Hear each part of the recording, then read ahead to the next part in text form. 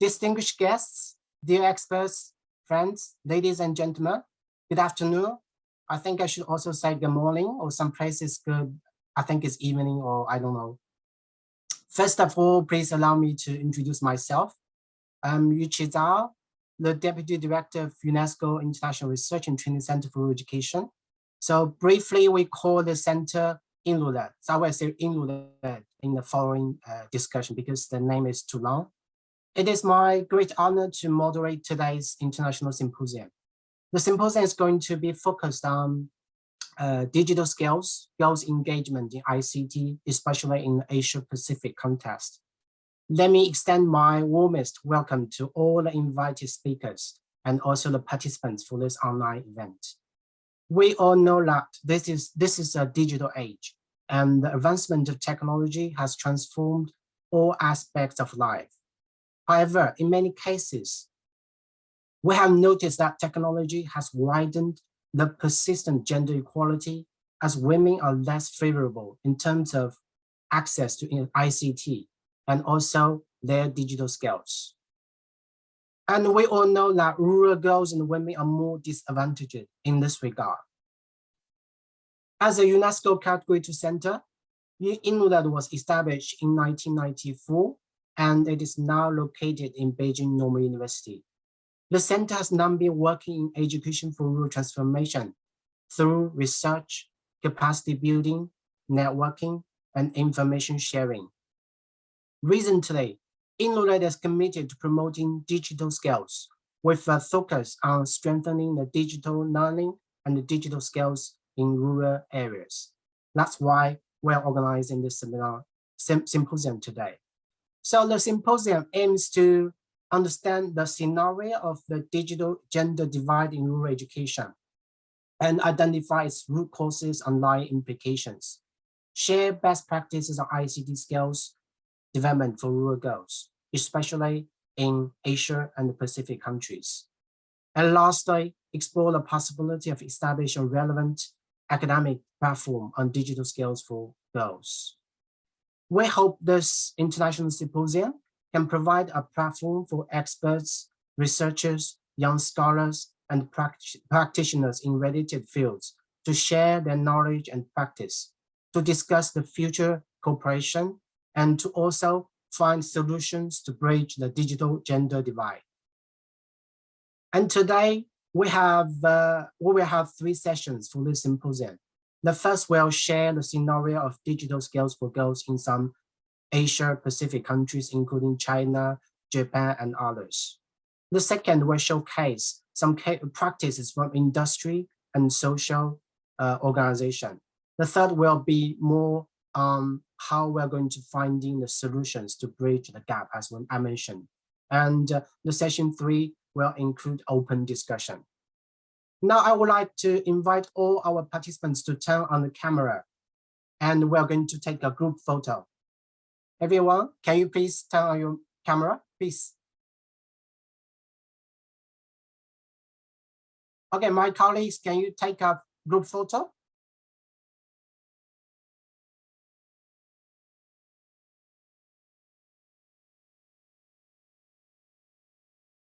Okay, please.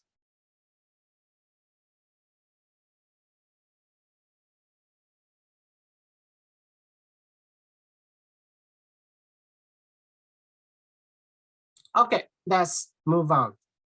Let me now kick off the discussion by a very quick introduction to UNESCO strategy on girls and women's education, and also the digital skills for girls, to contextualize our sharing and discussion today.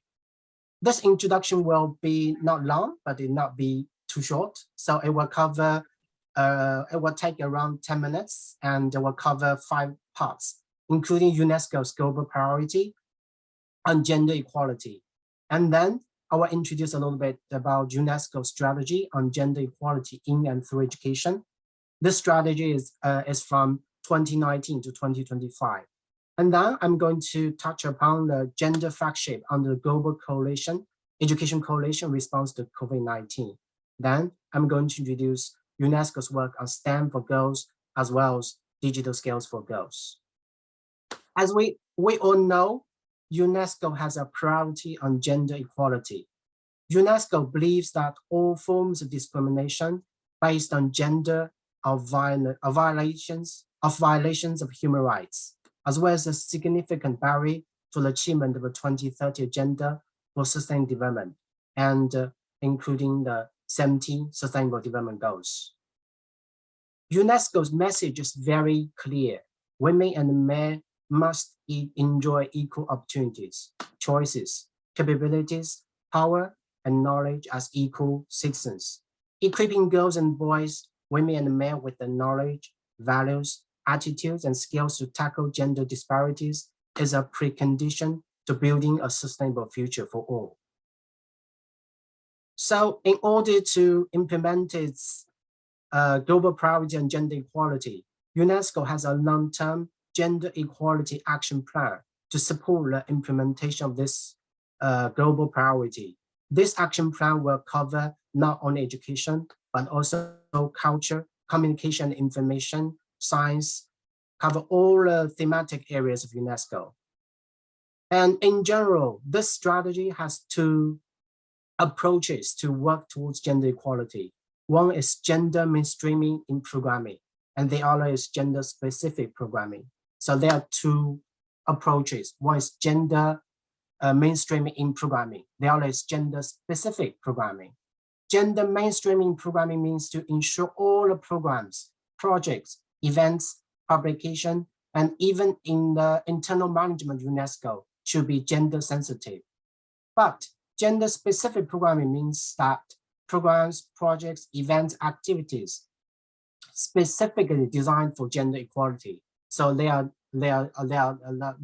different. That means gender equality has mainstreamed in all UNESCO's work, and UNESCO also is designing and implementing specific projects and programs to support this goal. Now I would like to move to UNESCO strategy on gender equality in and through education, which was launched in 2019. In UNESCO, gender equality is very closely linked to the efforts to promote the right to education and support the achievement of the SDGs. We all know that Education 2030 Agenda recognizes that gender equality requires an approach that ensures all that girls and boys, women and men not only gain access and complete education cycles, but also empowered equally in and through education. So access to education is not enough. We need their empowerment and their future development. And this strategy has two objectives. The first is to strengthen education systems to be gender transformative and promote gender equality. And the second objective is to empower girls and women through education for a better life and the future. So you may notice that the first objective is at the policy and education system level, and the second objective is at the individual level, on the individual girls level for their better future and better life.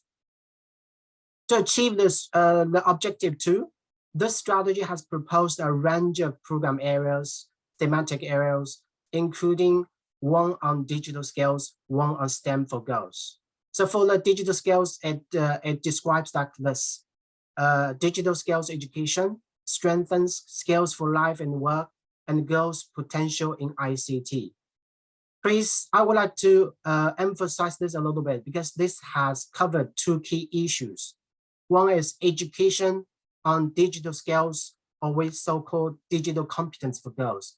And the other is education for future girls in digital technology. So it's specifically promoting girls' learning and also their future employment in the field of digital technology. And the other thematic area covered by this strategy is about the STEM goals. So the strategy describes as this: support women's participation in STEM fields. Now I would like to briefly introduce a little bit about the gender flagship under the Global Education Coalition in response to COVID-19. We all know that the COVID-19 pandemic has not ended yet. During this crisis, more than 1.5 billion students and youth across the globe have been affected by school closures. So to mitigate the disruption caused by COVID-19, UNESCO worked with its partners and has launched the Global Education Coalition as a platform for collaboration and exchanges to protect the right to education during the crisis and beyond. This coalition brings together more than 175 members from the UN family. That means a lot of UN agencies, including UNICEF, UNDP, and other agencies are part of this coalition. And also civil society, academia, and the private sector to ensure that learning never stops. Under the coalition, there are 3 flagship programs, respectively on connectivity, which is ensure girls' access to learning during the disruptions. The second is about teachers, to emphasize teachers' role in terms of as a response to mitigate the negative effects of the COVID crisis. And last is gender, because many of the data collected during the crisis shows that girls are affected more than boys during the school closures. And the gender flagship has 3 priority areas of action. The first is data, research, and evidence to inform policies, programs, and plans. The second is advocacy and communication efforts to promote continuity of learning and return to school, partnerships, and systems reform. The last is encourage country-level action to prevent widening gender inequalities in education, as UNESCO is quite aware that the nation state is the key driver, key actor in terms of providing equitable and inclusive education for all, including the education for girls and women. In addition, UNESCO has commissioned a research on this issue, and a publication was launched in 2021. And this report is called When Schools Shut, Gendered Impacts of COVID-19 School Closures. So you can find some data about how the crisis has impacted on the girls' learning and their learning loss during this crisis. And this report can be downloaded from UNESCO's website. So you're welcome to refer to the UNESCO resources. Now let's touch upon UNESCO's work on STEM for girls. We have to be aware of the scenario of gender disparity in STEM. I would like to share with you some figures. In more than 2/3 of all countries, girls make up only 15% of graduates in science, technology, engineering, and mathematics. That's what we call STEM. And studies have also shown that women account for just 22% of professionals working in artificial intelligence and 28% of engineering graduates. This is alarming, especially as STEM careers are often the jobs of the future. UNESCO is giving very special attention to this issue as part of its efforts to promote the empowerment of women and girls through education. And also, it is also a response to the UNESCO member states' decision on UNESCO's role in encouraging girls and women to be leaders in STEM.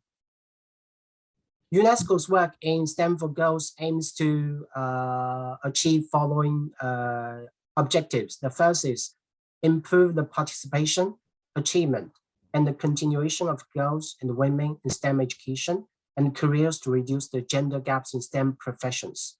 The second is strengthen the capacity of countries to deliver gender-responsive STEM education. So I would like to highlight this issue as gender-responsive STEM education, including through teacher training, educational content, and pedagogy. So right now, UNESCO is encouraging very much gender-responsive pedagogy in terms of STEM subjects, not only in universities, but also in high schools, in secondary schools. And last objective is enhance awareness of the importance of STEM education for girls and women, and encourage the governments to include this as one of the policies to support girls in STEM. In 2017, UNESCO has convened an international symposium and a policy forum on STEM for girls. And the theme of the symposium was cracking the code, girls and women education in science, technology, engineering, and mathematics. And also in the same year, UNESCO launched a milestone publication in this area, and the title of the publication is the same as the meeting.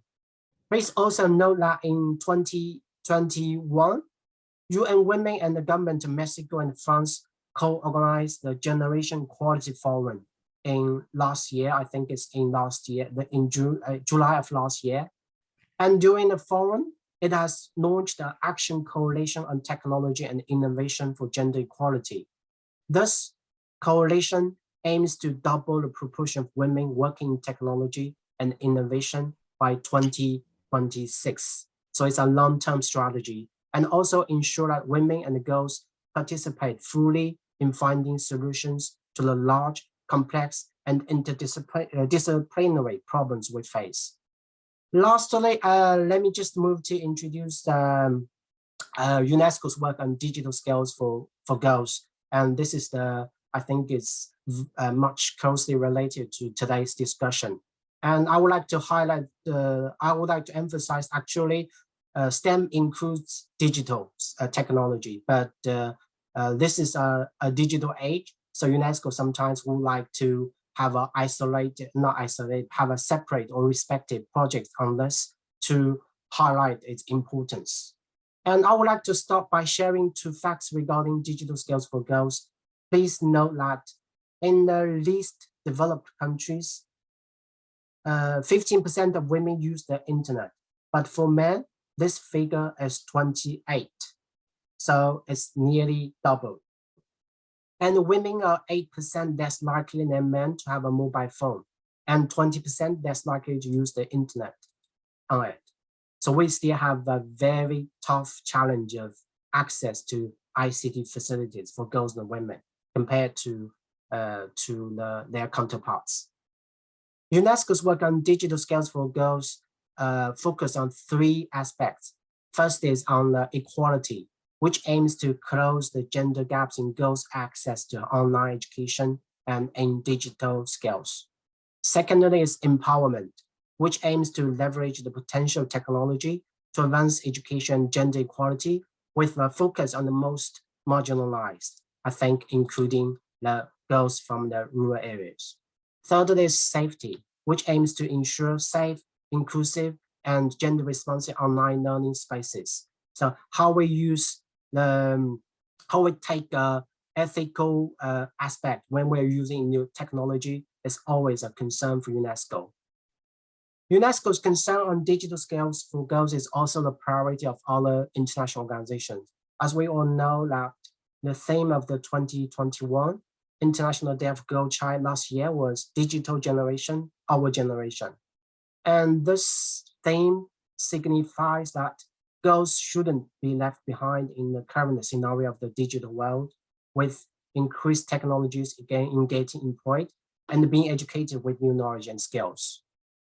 So that's a very brief introduction to UNESCO's work in terms of gender equality in and through education, its work on STEM for girls, as well as digital skills for girls. So today we are going to bring additional aspect to the above mentioned areas.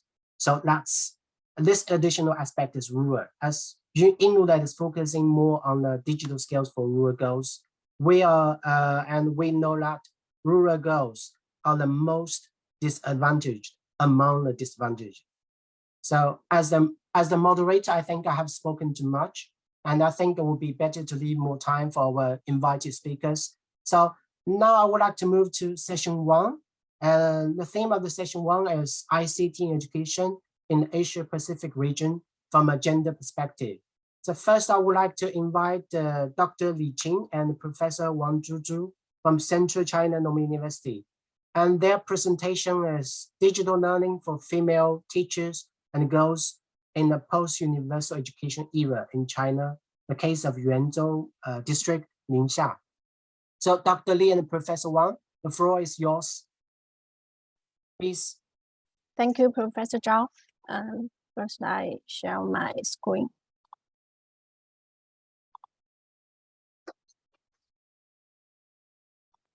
Okay. Okay, can you see my screen? Yes, please. Oh, okay. Good afternoon, everyone. I'm Chinli from National Engineering Research Center, Big Data Data, Central China Normal University.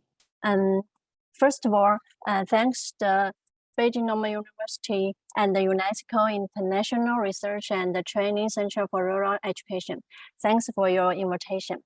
And on behalf of Professor Wang Zhuzhu and our team, it's a great pleasure to participate in this conference and to share some insights of girls' digital learning. In recent years, under the guidance of Professor Wang, we have been deeply involved in the promotion of ICT in education in Yuanzhou district of Ningxia. We profoundly feel that the changes of Chinese female teachers and girls in the digital learning as well. And our report is mainly divided into these three parts. The first part is about the digital learning of girls in the past universal education era in China. In March 1990, the United Nations convened the World Conference on Education for All in Thailand. And the conference called on governments and the national organizations to strive for ensuring girls' and women's education rights, improve education quality, and eliminate factors that impede their active participations in education. The Chinese government actually honored its commitment on education for all and conducted a series of research and projects aimed at achieving quality in girls' education, such as the Action Research on Girls' Education and the Spring Birth Project and the Hope Project. With this research and projects proceeding, girls' education in China has made great progress. The conception of girls' education has become increasingly popular. Since 1980s, in the process of education population in China, girls' education has been highly valued and development in a breakthrough way. In September 2019, Information Office of the State Councils published a white paper entitled Progress of Women's Cause in 70 Years Since New China's Founding. According to the white paper, the net enrollment rate of girls in elementary school in China reached at 19.9% in 2017, exactly the same as that of boys. The proportions of girls in regularly primary schools and the junior schools are 46.5% and 46.4% respectively, higher than that in 1951. Meanwhile, breakthroughs progress has been made in girls in core exercise to preschools education. In 2017, 56 million children received preschool education nationwide, of which girls accounted for 46.7%. In general, the situation of girls' education has undergone historic changes. In the past 5 years, the situation of girls' equal access to education has been continuously strengthened. It can be seen from the figures that the number of female teachers and students has been growing nationwide in China. Currently, China has entered the post-universal elementary education era. The elementary education development level has reached an average level of high-income countries, even higher than the average level. The current strategic task of Chinese government for 2035 is to build a high-quality education system and achieve education modernization. In recent years, Chinese government has introduced a number of policies to support ICT in education. These policies are extremely beneficial to high college education system construction and educational modernization. Information and community technology is an efficient way to help the girls at different social levels to obtain high-quality teaching resources. Chinese girls, just like peers in other nations, are embracing information technology and make use of digital technology to optimize learning process. Up to now, there is relatively little research on girls' digital learning in China. At the Global Artificial Intelligence Education Conference in 2021, researchers from all over the world shared insight on this topic. Chinese Professor Chun Wang from Peking University analyzed the artificial intelligence courses, teaching, and the competition activities in China. She pointed out that the AI curriculum in school provide girls with opportunities to enter digital technology field. Notably, gender consideration required further exploration. Now I'll move on to the second part. It's the growth of female teachers and girls in Yuanzhou Internet Plus demonstration area. Yuanzhou district belongs to Guiyuan City, Ningxiahui Autonomous Region, which is located in the middle and upper reaches of Yellow River.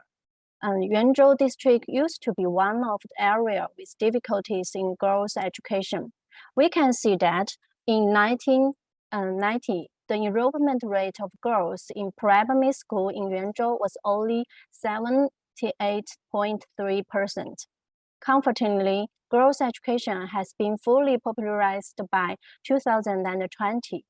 The internal and external environment that affected girls' access to quality education has been improved. In 2019, the Ministry of Education identified Ningxia as an international plus education domestic area. Yuanzhou was one of the 10 demonstration area. 7 primary and secondary schools in this district have become key supported model schools. In their action plan, improve the information literacy of female teachers and girls is a very important action content.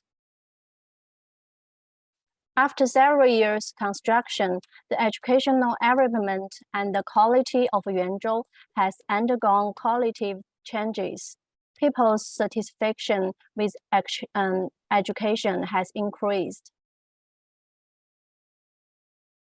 In recent years, according to the Unified Development of Ministry of Education, Yuanzhou has carried out projects to improve teachers' informational ability. Since 2021, Yuanzhou has trained 2,916 full-time teachers in total, including 2,772 female teachers, accounting for 17%.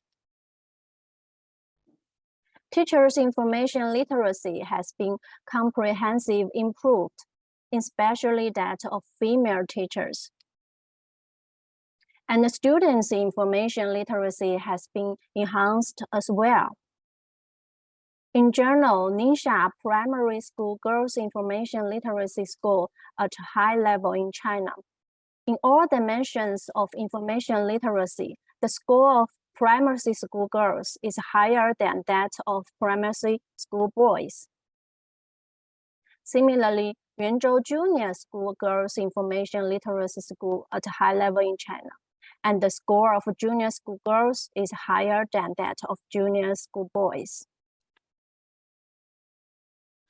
Now, I want to share a teaching case about how a female teacher from Yuanzhou Primary School conducted digital teaching.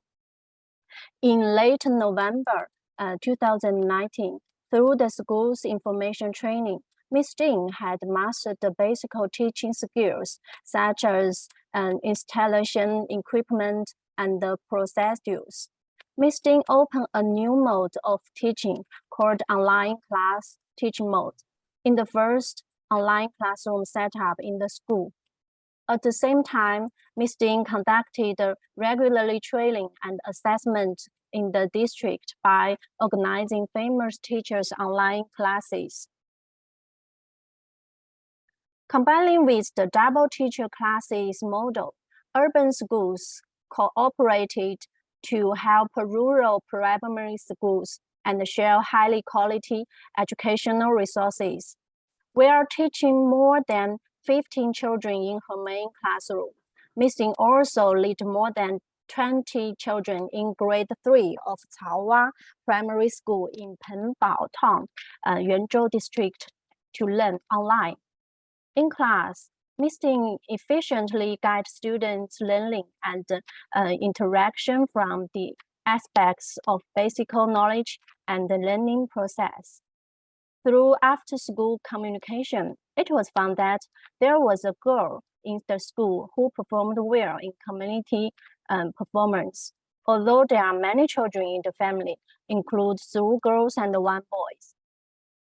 Parents attach great importance to girls' education.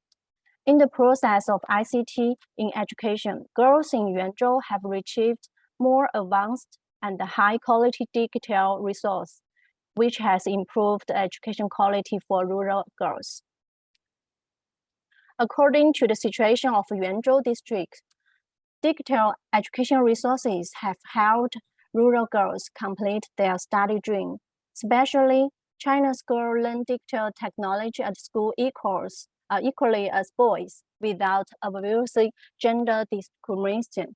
There may be 2 reasons why purpose information literacy is stronger than that of junior school students. One is that for the purple information technology learning environment has been great improvement, which strongly supports their learning. Second, the junior school students' technology conditions for the initial grade of information technology education are efficient, and the schoolwork burden increases, which affect their learning and application. The application of information technology in various disciplines has great positive impact on students, include girls. In the last part, I would like to share some thoughts and suggestions on Chinese girls' digital learning. We have got some basic conclusions as follows. First, Chinese girls can learn information technology just like boys, so that they can have the basic skills to adapt to the digital age. Secondly, how to make girls who master digital learning ability learning and growing as equals as boys, will encourage them to be more initiative and enrich the world with feminine features is needed to be concerned. Third, the educational need to enable girls to better assume the responsibility for human development in the digital age should be integrated into the process of girls' education. In order to promote girls' digital education, we should pay attention to those aspects, such as first, pay attention to the quality and the effectiveness of girls' education and acquired self-development ability. Second, pay attention to the securely designed to ensure girls' practical ability. Third, pay attention to the training of excellent female teachers in rural areas and focus on the family education and the optimized family environment. Finally, on behalf of our team, I'm honored to share insight on girls' digital education with you. Thank you. Thank you, Ms. Li, and also Professor Wang, who doesn't show on the screen, but thanks very much for this very, very inspiring presentation, because we can see from the presentation, we are very impressed about the achievements that China has done in terms of universal access to the digital technology, especially even in the Western areas And I will be much appreciated in the future if there will be a more component on the gender issue into the teaching and learning. Just like I mentioned, gender responsive pedagogy. If we can introduce this as a strategy into this post-universal education era, that could be fantastic. And I also appreciate very much about your sharing about the Yuanzhou as a district, as a pilot zone of internet education, and they really achieved a lot. And I'm happy the technological gap is not that big between urban and rural. But how about the gender? I'm still a little bit worried, and we can discuss more about that later. Now it's my pleasure to invite Ms. Lu Yifan and Professor Li Baoping to make a presentation on shaping students' learning experience, insights from cases in rural and urban China. Mr. Lu Yifan is a project assistant in INRULED, and Ms. Li Baoping is an associate professor in Beijing Normal University, and she is also the chief specialist of INRULED. So the floor is yours, Ms. Lu and Ms. Li, please.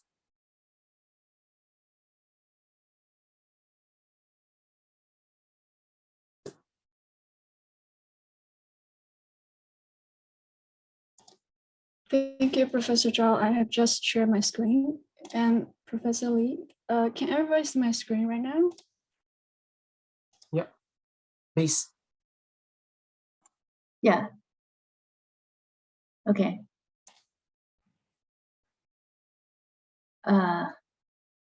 Okay, I first have our team to present this report. So, dear colleague and dear friends, warm greeting to you all. I'm Baoping of the INRULED, and it's my honor on behalf of our teams. I'm very pleased to meet you online and participate in this conference. The 2030 Agenda for Sustainable Development recognizes that the spread of information and communication technology and global interconnectedness has great potential to accelerate human progress, bridge the digital divide, and develop the knowledge societies so that scientific and technology innovation. The ICT for rural education is also listed in INRULED 5 areas. And in the past year, INRULED has done some research on ICT in rural education in Jiangxi and Yunnan province. They conducted interviews in total of 18 rural schools to find out the actual situation of ICT construction and application, and published a report on China's ICT in education for rural schools.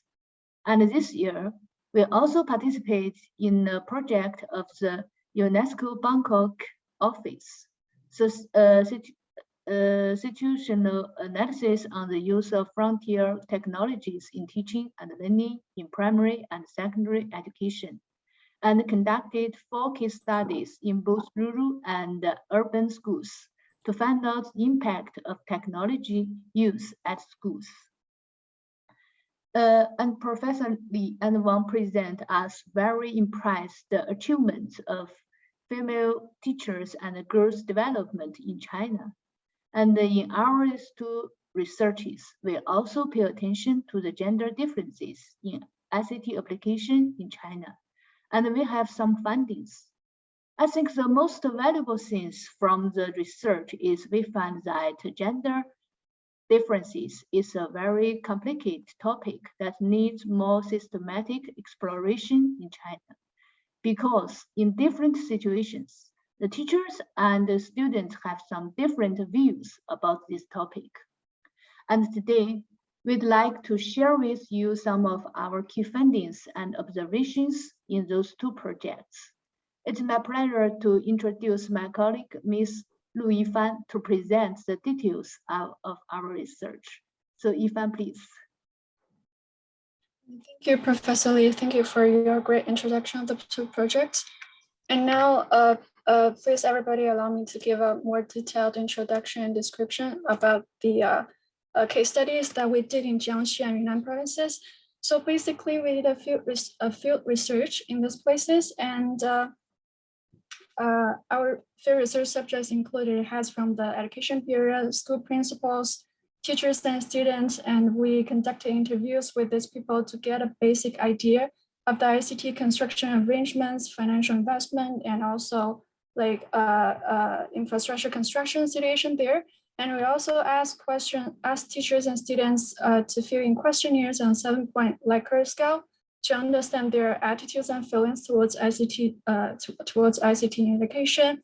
And as you can see from my screen, that we try to integrate gender perspective and gender analysis throughout the process, research process, and we disaggregated the data by sex as much as possible, and this is what we got. And as you can see from my screen, that we divided our questionnaires into 4 different categories and based on different themes. And these are some of the sample questions that we use in our questionnaires. And the first part, is more related to like students' attitudes towards ICT use in education. We asked them to read this kind of statements like, well, I think using ICT in classroom will make me learning more interesting, or I think ICT can help me achieve better grades. And the second part is more related to their actual ICT learning experiences and more related to the positive experiences. Like I believe that the e-learning resources are helpful for me to learn new things, where I think the ICT can make my class more lively. And the third part is more like related to their negative experiences with ICT. For example, we ask questions about, do you think that ICT makes you feel a lot of pressure or tired? And the fourth part is it's about the dual teachers teaching mode, like how do they think about this kind of strategy and mode that employ at the school. So we did a gender comparison scores and also a regression analysis of scores on students' performance in terms of ICT. And as you can see from my screen, that in the regression analysis of the second, third, and fourth parts, the p-value of the gender variable is more than 0.5, which indicates that gender does not have a significant influence on students' study performance when ICT is introduced in the teaching process. And also, but in the first part of the questionnaire, we did find that the coefficient of the gender variable is minus 1.893, which means that gender does have some influence in this issue. And this is basically what we found based on the data that we collected from Yunnan and Jiangxi provinces. And this year, later this year, we also participate in one of the projects of UNESCO Bangkok office, and it's called the situational analysis on the use of frontier technologies in teaching and learning in primary and secondary education. And we conducted 4 case studies in Beijing, both in rural and urban schools. So we actually employed semi-structured interviews, and we asked questions with teachers, students, and school leaders to collect data and information about like the teaching and learning practices that use new digital technologies in schools by asking 2 like fundamental questions. The first one is, how are new digital technologies used and making impacts in teaching and learning in school? And the second is like, what helped enabled or like supported school to generate such impacts through this kind of technology. And of course, we tried to integrate gender perspectives and gender analysis throughout the process to see if we can find something interesting during the process. So for each school, we interview like 3 to 4 teachers and about 5 students. And we also consider the gender balance when we were like selecting the interviewees. To make sure we both have the boys and girls and female and male teachers to answer the question. So for students, we asked a bunch of questions related to their learning experiences with new technology, the challenges and receptivity. And as you can see from the screen, and here are some of the guiding questions that we used during the interviews. We specifically asked students to give us examples where like to share their experiences related to ICT, or to describe a challenge or issue within their learning experiences using new digital technology. And here are some of the quotations that came from our interviews. And as you can see that students' experiences with technology in education are different from one another. And actually in contrast of the common view that our interviewed girls also show like confidence in their digital skills, and they do hold positive attitudes about the use of technologies for learning at the schools. And some of our interviewed students, like especially girls, show great passion for like frontier technologies like programming and robots, and they perceive themselves as being as same as boys to be a part of the computer culture, and they felt very confident pursuing a career in tech later in life. However, we did find that boys describe themselves in relation to computers more often than girls. They often say like, oh, I'm a computer freak, or I like computers very much. But actually in terms of like ICT abilities and learning outcomes, we didn't see a significant gender differences between boys and girls, and we see no significant differences in attitudes towards digital learning. And we believe that they do have equal levels of perceived abilities in digital learning. And we did the same thing with teachers to see if they feel any kind of gender differences, or like when in terms of students using ICT or technology tools. And we asked them some questions like, what are some of the challenges that you experience with new technology related to students' learning needs and gender? And sorry, or do you use any new technology to tailor your teaching to students' individual needs based on their gender? And we really asked teachers about these kind of questions. And the response that we got, that most teachers' response would be, I've never thought about that question before, or I don't see any kind of difference between boys and girls, or I don't see gender as an issue in terms of ICT use in the classroom. Just like Professor Lee said in the beginning, that the gender differences is actually a very complicated topic that needs more systematic exploration. Unfortunately, we only did interviews in this project, and we didn't get the chance to do like class observations or to confirm with our interview data to see is there any actually no differences between like boys and girls in terms of ICT use in classroom.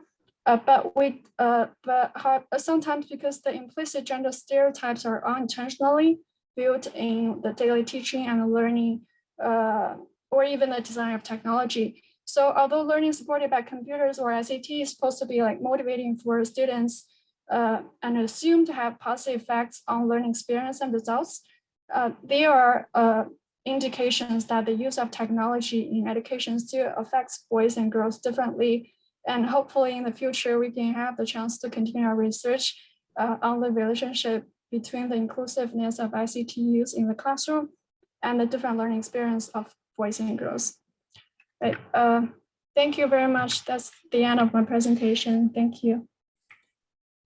Thank you, Mr. Lu and Mr. Lee, for this very interesting presentation. And I think it's based on surveys you previously done in rural China, and then a research commissioned by UNESCO Bangkok. And as I mentioned, UNESCO has an approach of mainstreaming in programming, gender mainstreaming in programming. That means all its researchers projects should have a gender aspect or gender component. So your research has following that same model because it's formulated, the research framework was formulated by UNESCO Bangkok, and this is very interesting. And I think it would be great that if we can in the future to focus more on the topic of digital skills for girls and look into more furtherly into the root causes for what causes the gender digital divide, and have research in China could be fantastic. And thanks for this very interesting outcomes, and not outcomes, but findings from this research. And this is very interesting. And now I think I think it's very important that you have bring an urban-rural comparative perspective. This is also important because in many cases we notice that the rural areas are more disadvantaged, and the girls are the most disadvantaged among the disadvantaged. So it's more difficult for the girls in rural context. So now I would like to invite Professor Asuku Shinbao from Waseda University to share what's happening in Japan. The topic is current situation challenges ICT education in Japan from a gender perspective. Professor Shinba is also a part-time researcher in Beijing Normal University. Professor, the floor is yours, please.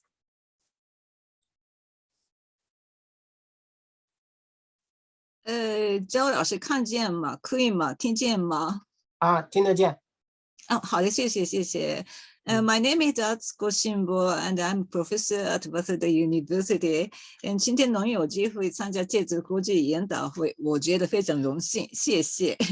Today, I'd like to talk about the current situation and the challenges of ICT education in Japan from a gender perspective. Content is first, science field and growth. Second, programs as a secondary education stage and their factor. Third, a future prospect, closing the gender gap in the digital field. First, science field and growth. Gender differences in mathematics literacy. The gender gap in academic achievement among OECD countries is evident in OECD PISA report 2018. A gender gap exists even in the average mathematical literacy of OECD countries with an average gender gap of 5 percentage points. In Japan, the level of mathematical literacy for both men and women is high in Japan, and it ranks 6th in the world. There is difference in the mathematics score between girls and boys. This is girls and this is boys.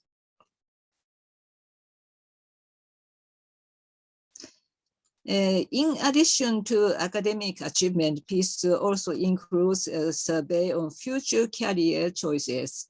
The percentage of students who expected to work in science and engineering field average over 10% for female and over 25% for male students in OECD countries. Thus, differences exist between male and female students. The percentage of Japanese female students who were expected to opt science and engineering professions was only 3%, the lowest among female students in 36 countries. A low percentage of male students, only 8%, express a desire to pursue science and mathematics career. Japanese students, both male and female, were less likely than the average of 36 OECD countries to pursue science and mathematics professions. Moreover, the number of female students in Japan who desire to work in science and engineering profession was extremely low, indicating that gender differences exist in Japan in the choice of science and engineering professions.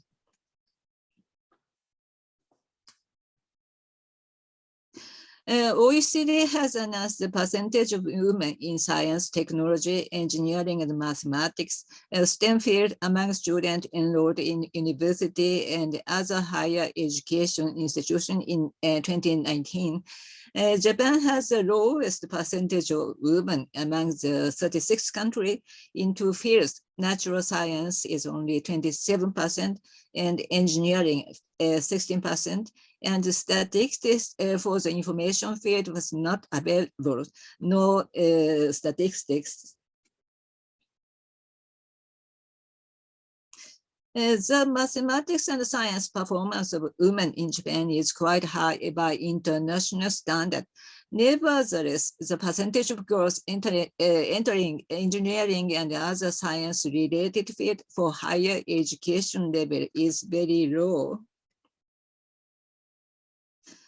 Second is problem as the secondary education stage and their factors. The girl at the elementary school level enjoy programming and participate in programming related events. However, junior and senior high school students are less involved in programming, and girls are less likely to participate in programming contents and other related events. Their participation rate is below 13.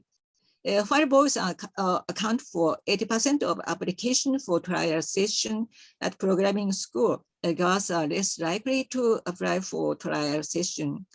Moreover, there are fewer girls in programming club activities at high school and other schools, as the overwhelming majority are boys.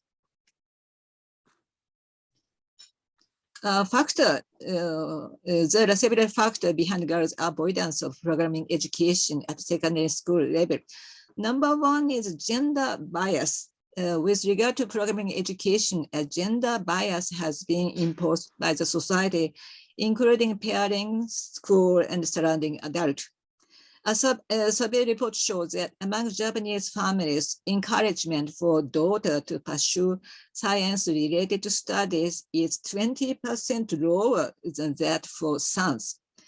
Number two is gender stereotype in the educational environment. Teachers who teach in the STEM field are predominantly male. 80% of teachers who teach programming, information science are all also male. Thus, there is lack of role models for female students entering the field. In universities too, the society is male-dominated and the number of female faculty members is low. In particular, the percentage of female faculty members in university science and engineering department is extremely low. This is a photo of the junior high school. This is a mathematics class. The teacher is male. And this is a photo from a junior high school science class, and the teacher is male. This is a photo of elementary school science class, as the teacher is a male.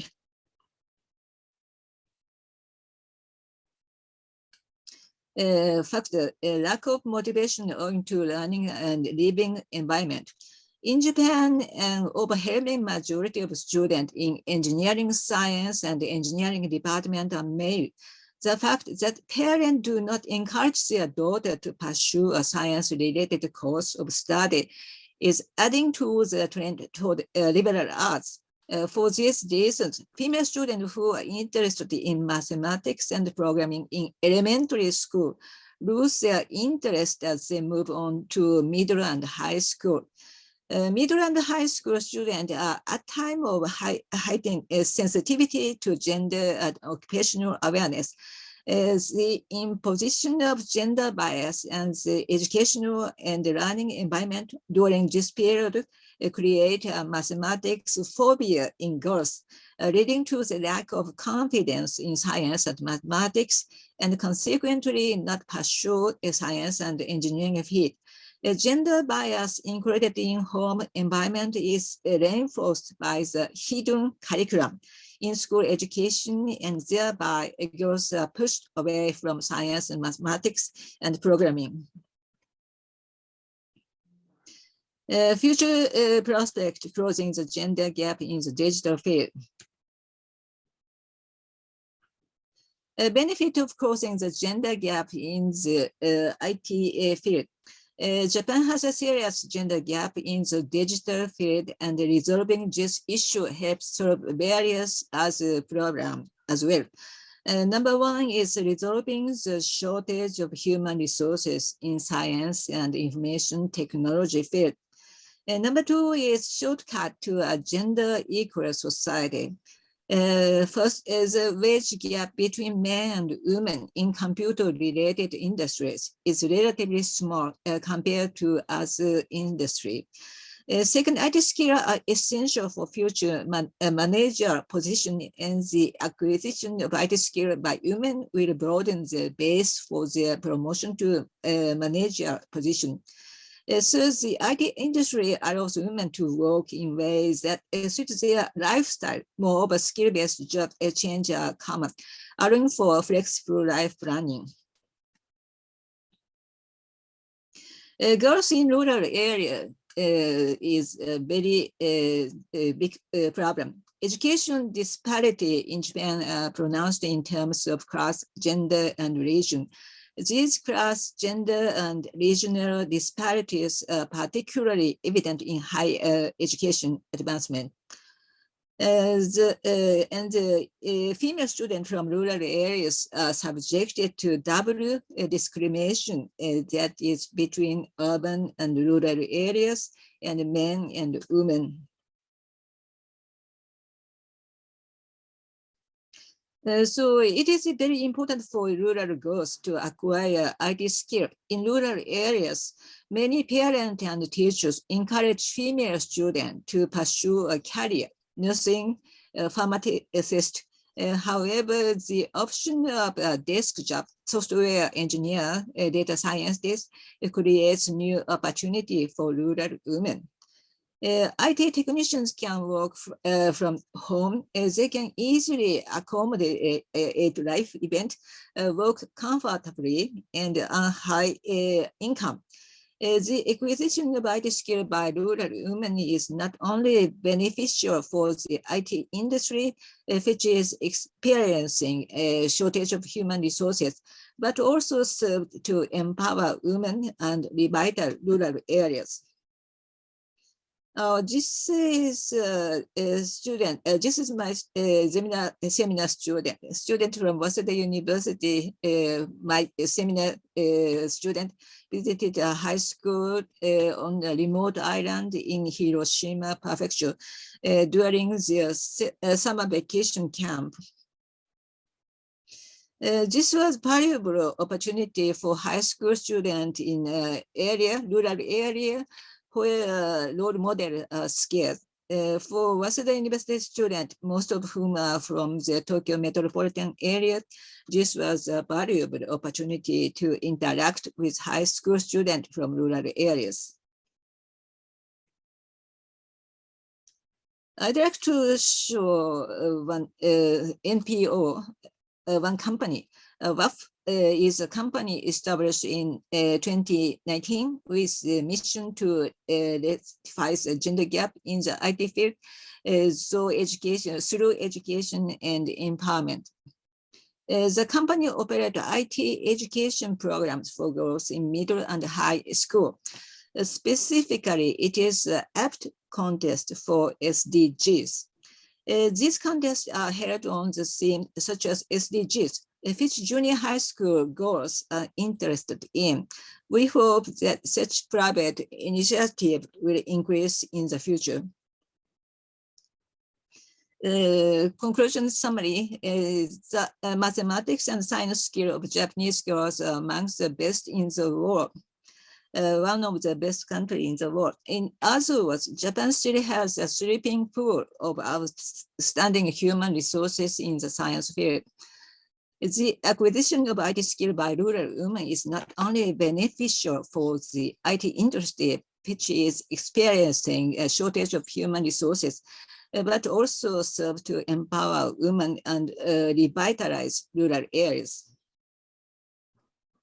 Difference is this and thank you for your attention. Thank you very much. 谢谢大家，谢谢聆听。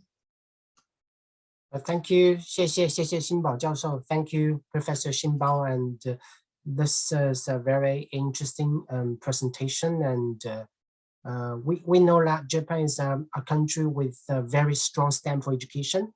Also, unfortunately, the STEM for girls is not as strong as those for the boys or for the men. And I think you have shown us the gender divide in terms of the girls' proportion in STEM subjects in universities. And then you go back to the elementary school level and also the secondary level.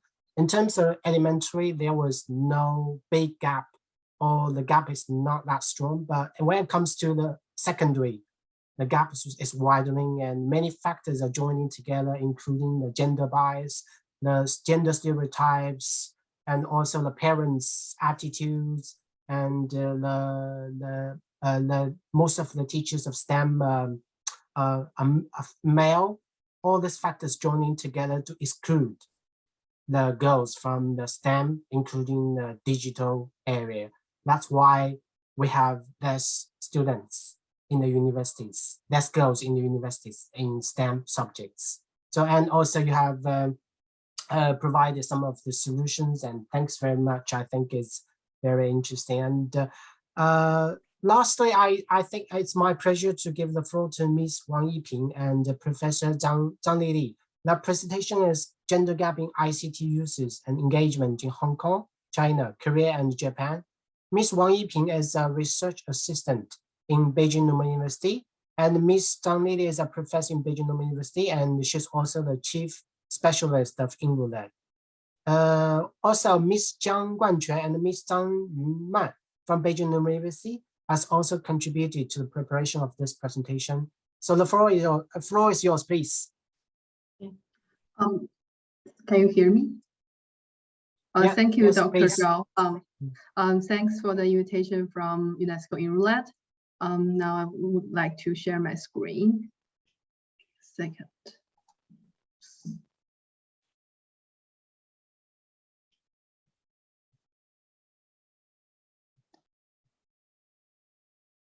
Okay, so our topic is gender gap in ICT engagement in Hong Kong, Korea, and Japan. My name is Yiping Wang. I work as the research assistant at Smart Learning Institute of Beijing Normal University. And this work, I work together with the two graduate students, Jiang Guanqun and Zhang Yuman. Dr. Zhang Lili is the supervisor of this project. So let me get started. So why we want to focus on the ICT? Because we think ICT matters a lot for the individuals. It has transformed our society deeply. ICT has integrated in our life. We use social media a lot. We use the digital payment very frequently. And also we see the old jobs are disappearing. They're replacing by the machines and by the robots. And the new jobs, such as data scientists and programmers, are being created. Well, we think ICTs not only transform the society, but also it transforming our education. Our education, especially during the pandemic, has become more and more flexible. And learning is no longer occurring in the school classroom, but also it happens anywhere and it happens anytime. So for individuals, we think it's very important to, if they want to success and flourish in the era of the new knowledge economy, we think the ICT skills and the knowledge are necessary for them. But we have seen that there is a very strong gender disparity in the field of ICT. So first, we see there is a gender-based stratification in the ICT workforce, that male are more involved in the more creative and decision-making positions, such as the data scientists.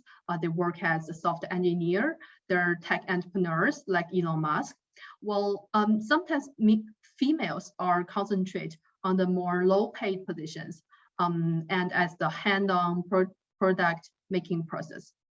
And even for male and female work on the same position in the ICT field, sometimes they're treated differently. Males are naturally regarded as competent in the ICT work environment, but females sometimes need to work really hard and prove that they are competent for the ICT related work.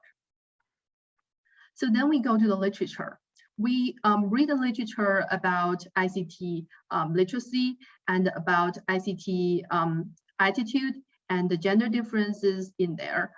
So, but we found that the conclusions are not really consistent. Although there are more scholars found that male tend to have more positive attitude, ICT attitude than females. Several scholars found female have more positive attitude, and some others found that there are no significant difference between male and females. So our key concept, ICT engagement, where does it come from? It actually comes from the concept of ICT literacy. And ICT literacy is a concept that has been changed over the decade. Like, for instance, in the 2002, ETS defines ICT literacy as the technical knowledge as well the abilities that enables individual to use digital technologies and tools. But after 10 years, Ferrari defines ICT literacy as the confident, critical, and creative use of ICT to achieve goals.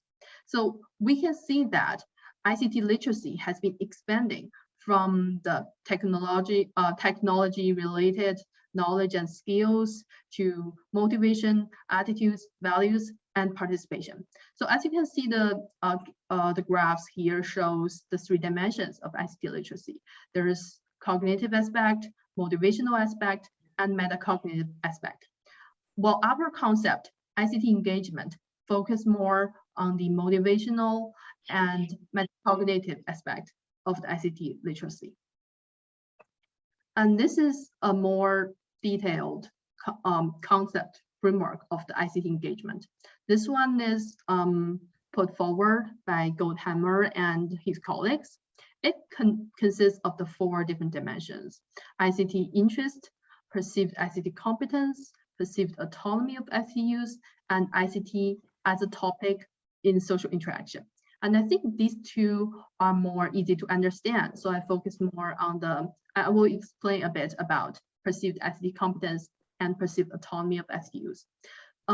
So for perceived ICT competence, it's more about a person's knowledge, a person's perception of their own knowledge about ICT and how to use it. And as for the perceived autonomy of ICT use, it's more like related to the efficacy, and it's a feeling of control that individual believes they're able to constantly dealing with ICT in a self-directed way. So our targeted population are Hong Kong, Japan, and Korea youth.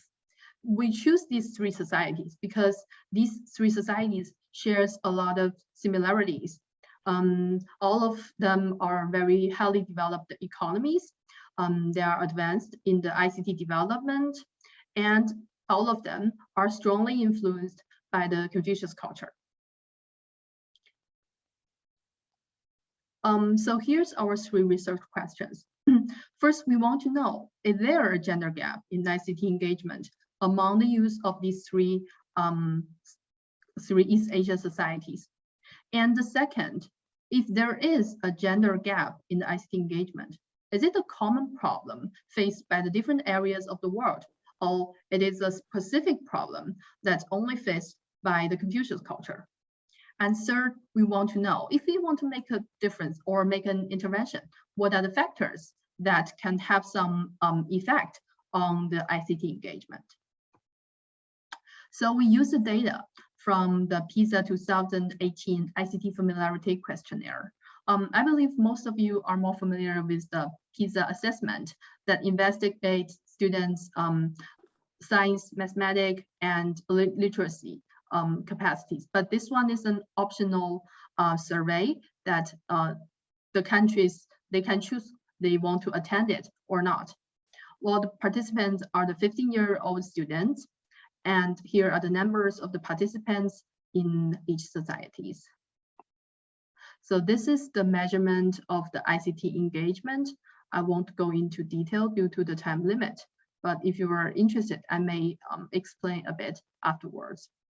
And apart from ICT engagement, there is also another variable called ICT use that we use as an independent variable to predict ICT engagement. And these are the 3 aspects of the ICT use, including ICT use at school, ICT use outside of school for schoolwork, and ICT use outside of school for leisure. So this is our reliability analysis results, and the Chromebox alpha is about 0.7. Most of them are about 0.8, so it's quite ideal. And here is the result of our first research question. This is the gender difference in the ICT engagement in the 3 East Asia society, and we did the t-tests. So as you can see here, for the ICT interest, the gender difference is not that obvious because the different societies has different outcomes. And in Hong Kong, the female student actually have higher score than the female student. But as for the other 3 dimensions of the ICT engagement, including perceived ICT competence, autonomy, ICT as a topic of social interaction, all these 3, we see a significant gender difference, as you can see in here, that favoring the male. And we also use the Cohen's d as the indicator to show the effect size. 0.2 means a small effect, 0.5 means a medium effect, and 0.8 means a large effect. So as you can see here, for the difference between the ICT interest, it's below a small effect. We don't think it's a substantial difference. But for these two competence and autonomy, the effect size is medium. And as for the topic as a social interaction, the effect is actually, this is a small effect for the perceived ICT competence and autonomy of ICT use. But for the ICT as a topic of social interaction, the effect size is medium. So you can see here. And here comes to our second research question. Our second research question, we did a comparison between the East Asia societies and the 3 Nordic countries. So we did that because we got this theoretical framework from Engelhardt and Wiesel World Cultural Map. As you can see here, the 3 Asian societies locate in the Confucian culture zone, whereas the Nordic countries, they locate in the Protestant Europe culture zone. And the difference from Confucius culture zone to Protestant Europe culture zone are the value of the self-expression value. So the Protestant culture zone or the Nordic country, they have higher self-expression value, which means it advocates more about the voice and the rights of the minority groups, including the females. Therefore, the country favoring the self-expression values tend to have a higher level of the gender equality. So therefore, by comparing the East Asia societies and the Nordic countries, we can tell whether the gender gap is a common problem or it's a specific problem in the Confucian society. So here is the result of the 3 Nordic countries, Denmark, Sweden, and Iceland. And it's interesting to find that the pattern is no difference from the East Asia societies. As you can see, not significant difference in ICT interest, but the strong gender disparity in terms of ICT competence, autonomy, and ICT as a topic of social interaction.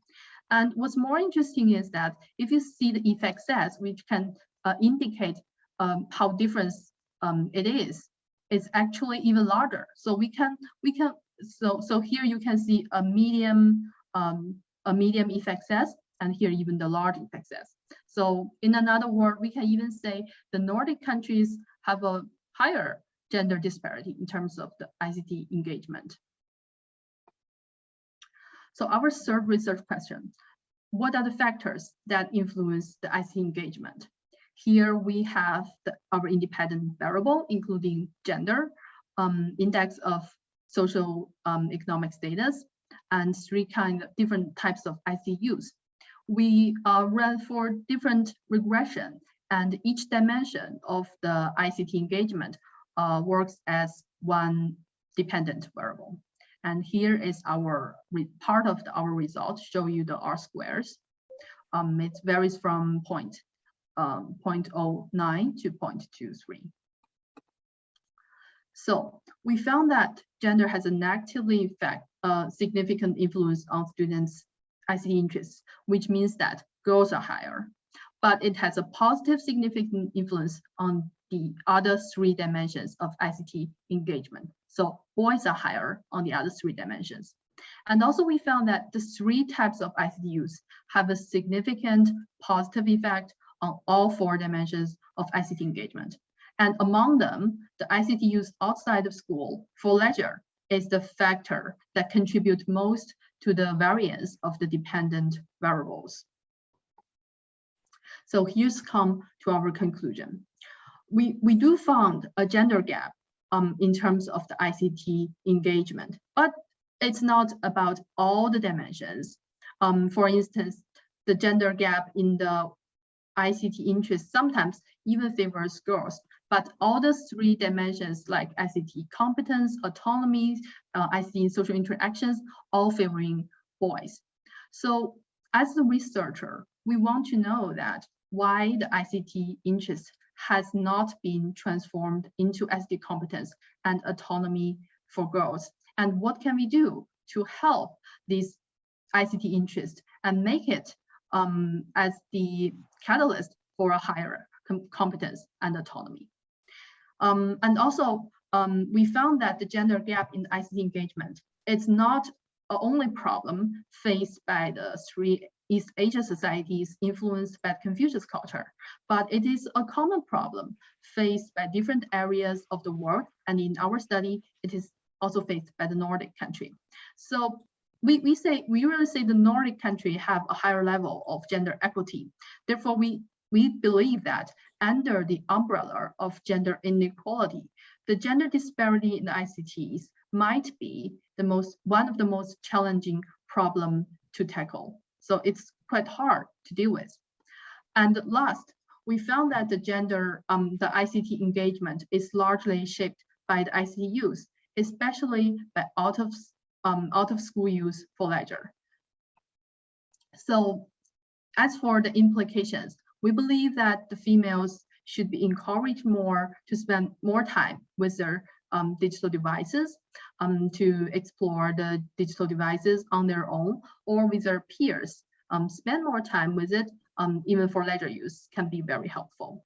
And also, the teachers and parents need to shift from their expectations towards the females and convey the information to the girls that they can be as competent as boys in the ICT. So this is our presentation, and thank you all.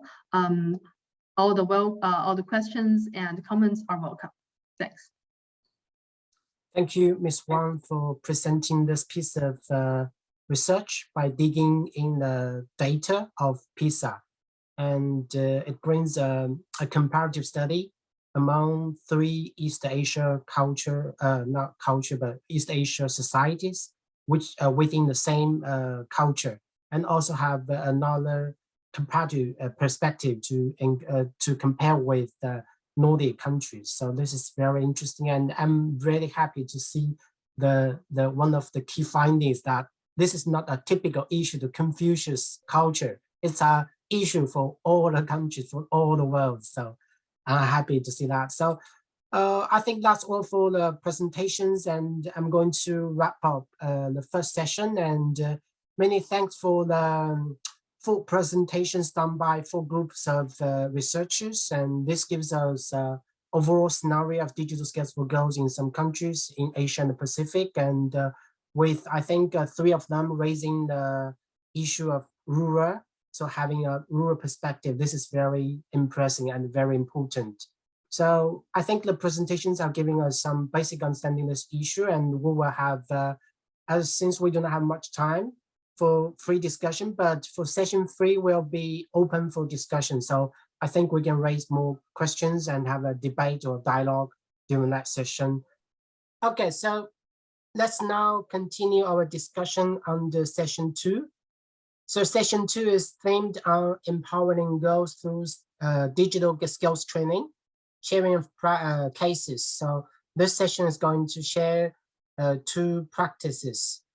We noticed that industries and social organizations are always at the front line of working to find innovative solutions to address tough challenges. So there is no difference in the field of digital skills for girls. We know that many international companies, including Microsoft, Intel, Huawei in China, are financing and supporting the breakthroughs of this issue. And many social organizations are also introducing their innovative practices. As the former coordinator of UNESCO Prize for Girls in Education, I would like to say every year, the prize has received over 70 nominations. And the project on digital skills accounts for a big proportion of the candidates every year. Until now, 3 of the 12 laureates of the prize are working on ICT for skills. And there is another one laureate working on STEM for girls. So we have 4, I think we have 4 laureates of the prize are working on technology issue on the STEM issues. And the candidates and the laureates show us that this is an issue not only within a small district, but it is of global concern. So now I would like to invite Ms. Carol Cheng to make her presentation on She Can Make It. Ms. Cheng is the Director of Education Industry, Intel China, to share their practice. Madam Cheng, the floor is yours, please.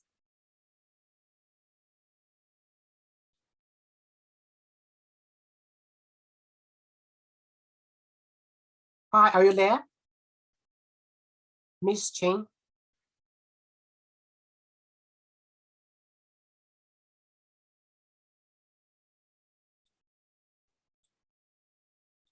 Open the.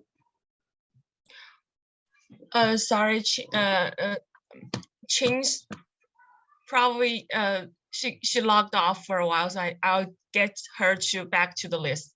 Give me a sec.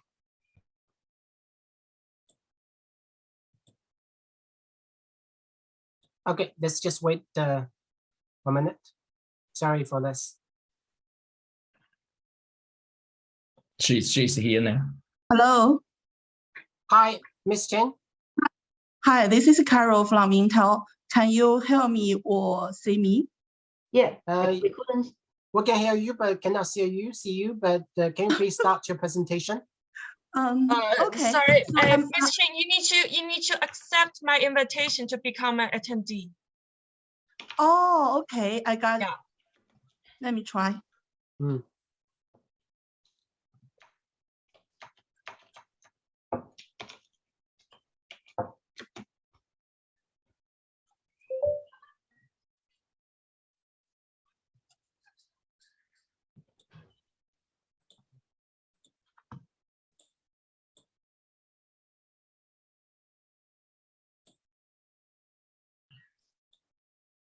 I think Ms. Cheng has an Okay, issue. yeah, I'm back. Okay, I'm back. You're back. Okay, I please. finally see the button to turn on my video and audio. Okay. Good so afternoon. The floor is yours, please. Can you? Definitely. I have a presentation document, so can I share it? Yeah, please. Yeah, okay. Let me share it from my screen.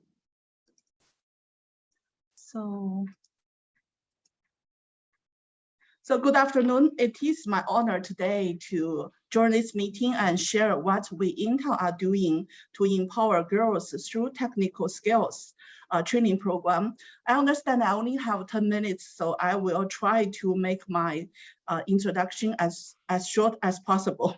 So my topic today, when Yi asked me what you are going to talk, so an idea come from my heart is I want to say she can make it. Actually, She Can Make It is not a formal program from Intel. It's just a simple words from our heart. We believe she can make it.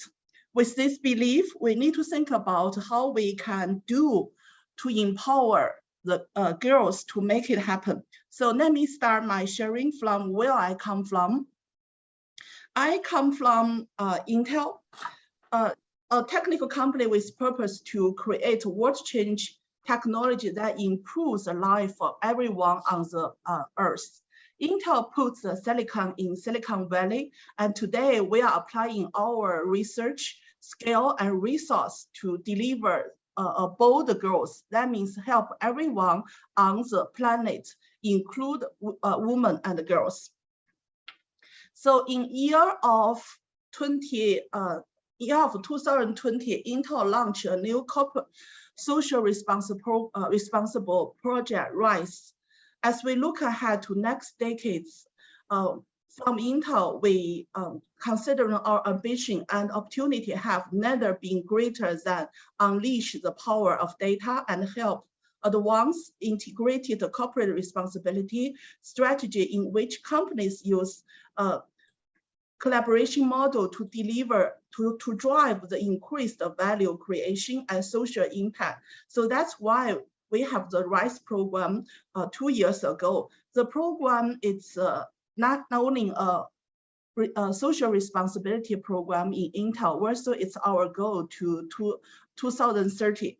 Through this RISE strategy, we drive to create a more responsible, inclusive, sustainable future, enabling through our technology and the expertise and passion of our employees across the world. So among the 4 keywords on the slides, both inclusive and enabling are so closely to women and girls. Through our goals, Intel are committed to create a future advance to of our the job opportunity to either the employees or also the opportunity for girls across the world. So that's why for Intel education program, we have create something for the girls and to make sure they have access to technology, internet, and also they understand what are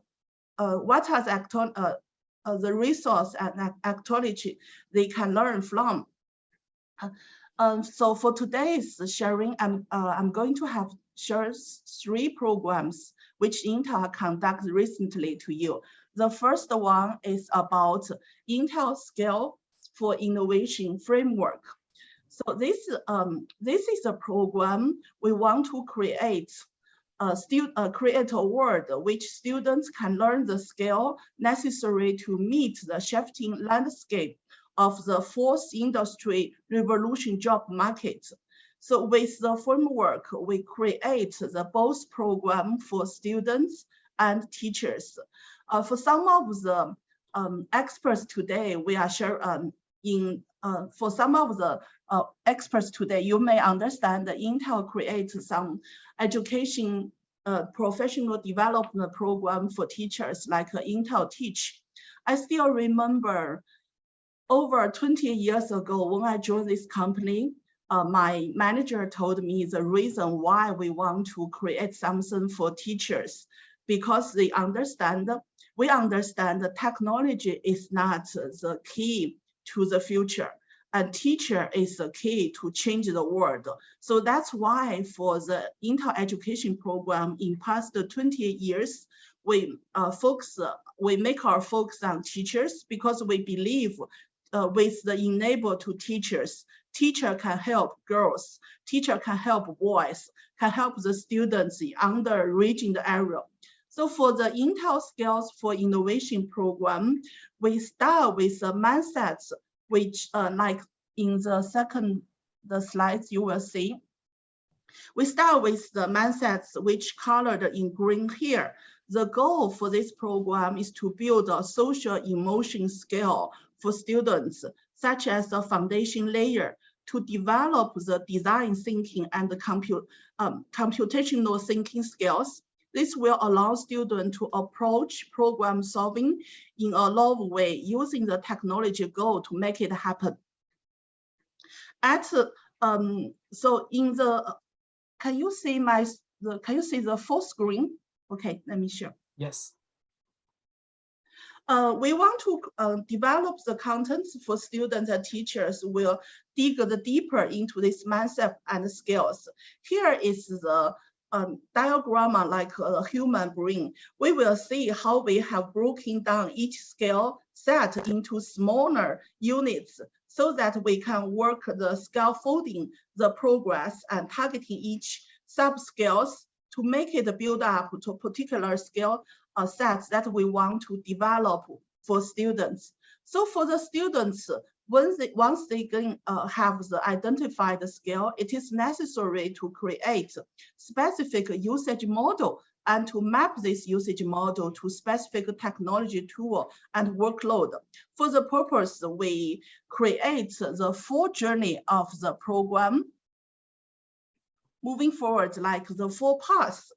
For example, we have the 4 stage of this program, starting from plan it, experience, train, and deploy stage. This is a program which one associated with it guide educators and decision makers to adopt the contents which can help using the technology to build scale. So due to the time issue, actually for each of the stage, we have a detailed introduction about what the stage is and what contents we are going to deliver to both teacher and students. But due to I only have 10 minutes today, so I will not go to details of each stage. In China, currently, we are working this project in China with supporting from National Center for Education Technology. So our plan is we want to set up a platform. This platform will have both in physical and virtual model. So in this platform, we want to invite experts and teachers from developed city like Shanghai and Beijing and Guangdong and so on. With the teachers' experts' help, we will localize the content, develop the Chinese future inside, and introduce it to the student teachers in Western of China. So currently, the project was conducted in final stage with supporting from National Center for Education and Technology in Gansu, Ningxia, and the Shanxi province. So with the learning gained from the final stage, we want to scale up this program to the students across the country. This is the first training program about digital scale I want to share with you today.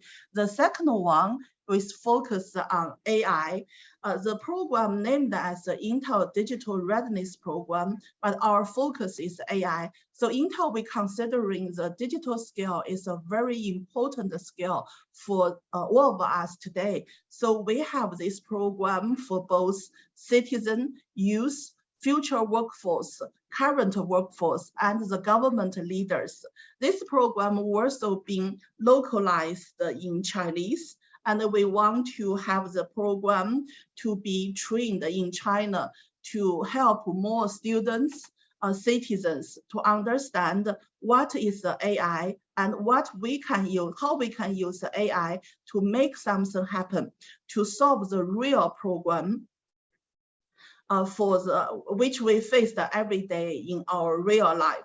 So this is the 2 program I shared quickly about the digital scale training, what we are doing today. So actually you might find that I didn't mention any specific topic with focus on girls. Both of these 2 projects are open for both for girls and boys. The key reason is we don't think there is a huge gap or difference between the learning capability of boys and girls. What boy can learn or make, we girls also can learn and make it. This is a belief in my heart. Also, I believe this is the belief for all of the Intel college. We are doing education program in China across the world. However, we do understand the real situation is not the same. So in order to break the bias to girls and the bias in girls, we also conducted a series of workshop to have girls to believe they can make it.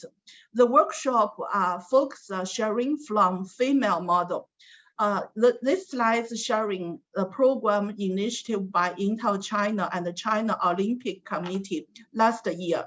Last year, we're working with our technical partner, Honghe, a local technical device producer in China, to conduct online learning technology for the students, especially the girls in rural region.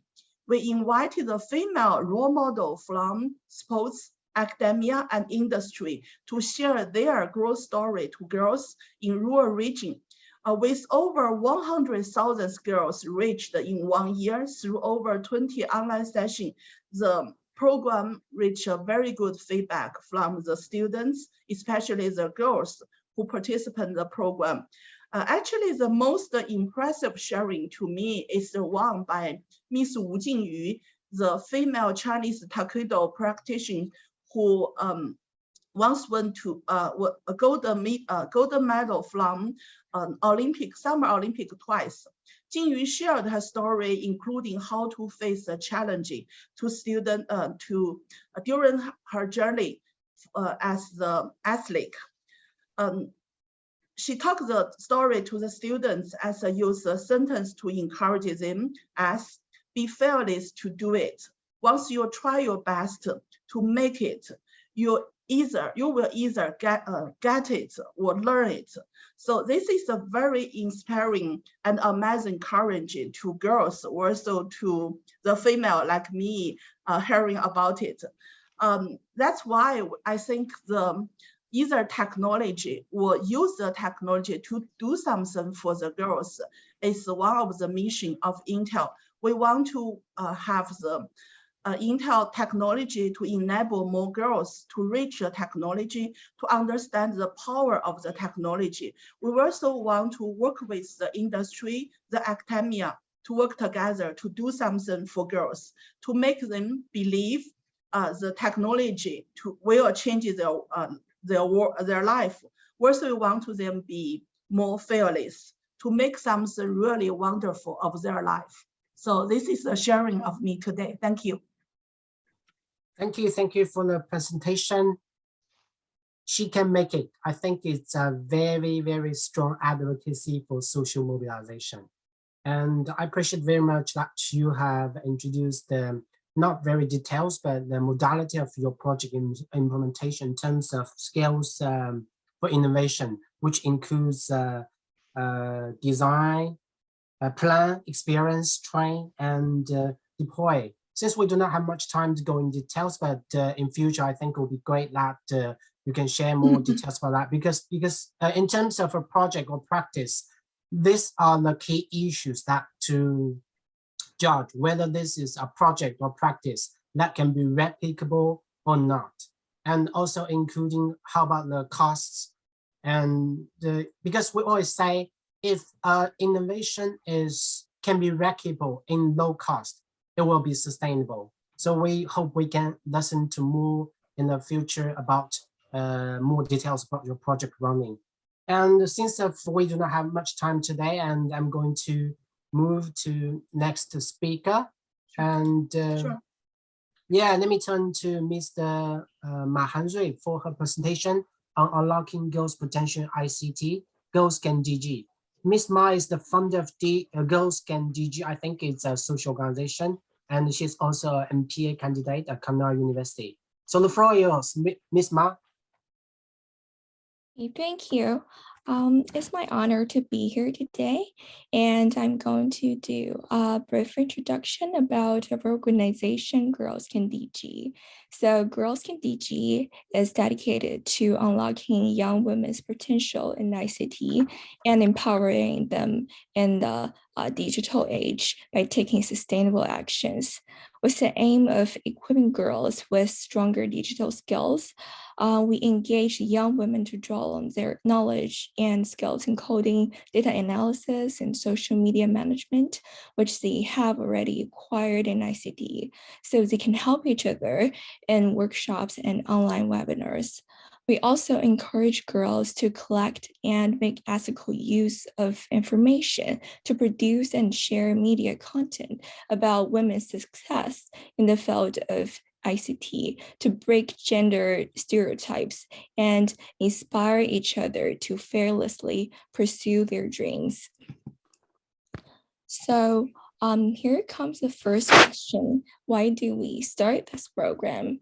So the latest results of the Program for International Student Assessment, released in December 2019, show the gap between girls' and boys' academic performance in mathematics. Boys achieved higher scores than girls in mathematics in 55 countries and economies out of 79 PISA participants. Noticeably, boys significantly outperform girls in mathematics in 32 participating countries from Asia, Europe, America, and Oceania. And the difference between girls and boys' mathematics academic performance is significantly large in South America, Europe, and Asia. 9 out of 10 top performing countries and economies in mathematics have boys perform better than girls, including Beijing, Shanghai, Jiangsu, Zhejiang, Singapore, Macau, Chinese Taipei, Japan, Korea, Estonia, Netherlands, and Poland. So although there are hypotheses assuming that the disparities between girls and boys are caused by the intrinsic differences in mathematics, like in mathematics ability and aptitude, findings in recent neuroscience and cognitive science have debunked these claims. Few differences are found between boys and girls' neuromechanism. The evidence from functional magnetic resonance imaging has shown that the neurofunctioning is significantly similar between 3 to 10-year-old boys and girls' mathematics development. The research of 6 months to 8-year-old children also revealed that there are no significant differences between boys and girls' mathematics cognition. Furthermore, even if children are informed of the biological factors that affect their academic performance, those who are told that efforts they pay will enable them to outperform than others do get higher scores. The social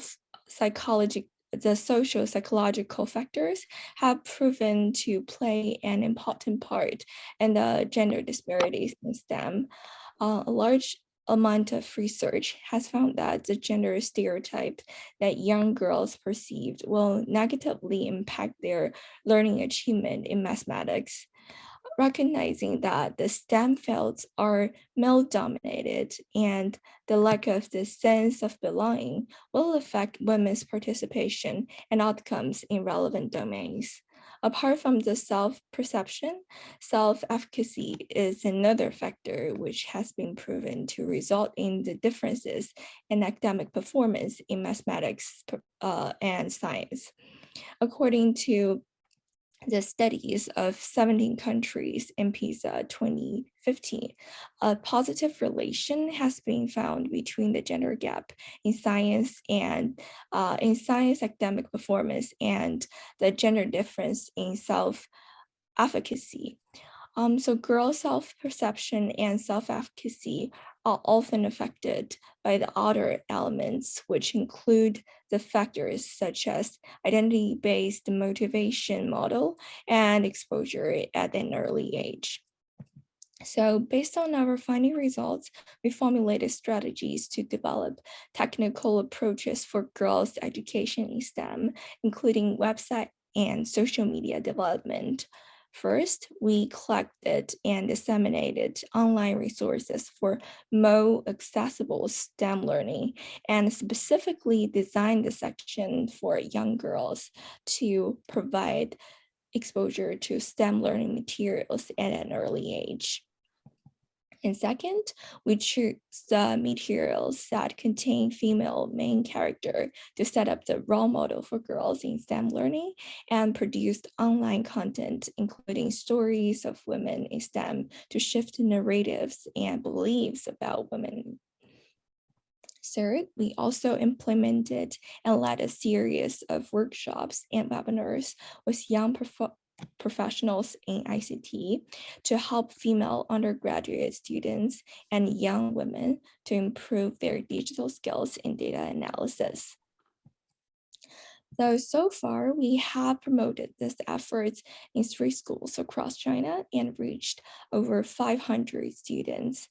And we also have distributed the online resources in the experimental schools of University of Dar es Salaam in Tanzania and received over 20,500 search queries on the website in 9 months.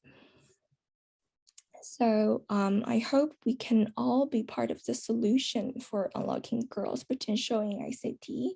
So please share www.girlscandj.com with girls around you, and hope that we can all be part of the solution for women empowerment in STEM. Thank you so much. Thank you very much, Ms. Ma, for this presentation. And I think as a social organization, you are not only did some research to dig in what kind of barriers excluding those from STEM or ICT area, but also you are proposing solutions. And I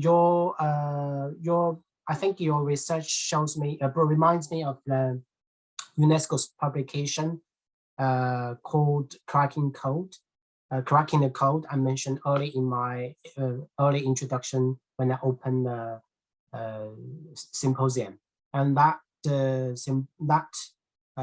publication has a very in-depth analysis of the key issues that exclude girls in STEM areas. And I think they have also included the neuroscience, and this shows that the results also shows that there's no neural difference in terms of girls learning in ICT and other STEM projects. And thanks very much. I think this is a very good practice from the social organization, and I hope this can be sustained for a long term and reach more girls and have more new components to be included to be more innovative and responsive to needs of the girls, especially the most disadvantaged girls. So many thanks for these two inspiring practices from industry and the social organization. They have shown us that actually solutions do exist. We have a lot of challenges, but at the same time, we have solutions. And these two practices are working with many other good practices across the globe to advance the course of digital skills. And thank you both of the presentations. Now I think now I would like to pass the floor to Professor Zhang Lili, and she is going to moderate session 3, which is going to focus more on discussion and also finding the solutions. Actually, the session 2 has showed us or showcased some solutions already there. So I think we can further our discussion based on these practices. So the floor is yours, Mr. Zhang. Yeah. Dear Professor Xinbao, dear Professor Wang Zhuzhu, the two women, they are role models for us. One is in ICT, one is in education, concerning gender and class. So through today's discussion, we can see gender gap in ICT is a big topic concerning lots of areas. Before preparing this, we did a small study. We tried to look at PISA data, but mainland China, we don't have the, we didn't participate in that survey. So we look at data of Hong Kong and comparing with Japan, Korea. We really feel interest couldn't transfer into like self-confidence, competency, autonomy. And we argue, gender-related culture like Confucius, gender inequality influence the result. To make this argument stronger, we compare data with the 3 countries which did a very good job in gender equity. Actually, Henry did her, undergraduate thesis writing concerning these countries, did a good job, even in mathematics study, mathematics science education. But the result is the same. So here is the argument. How do we look at gender gap in ICT? It's a problem for for everyone, for every society, or it's a problem more related to the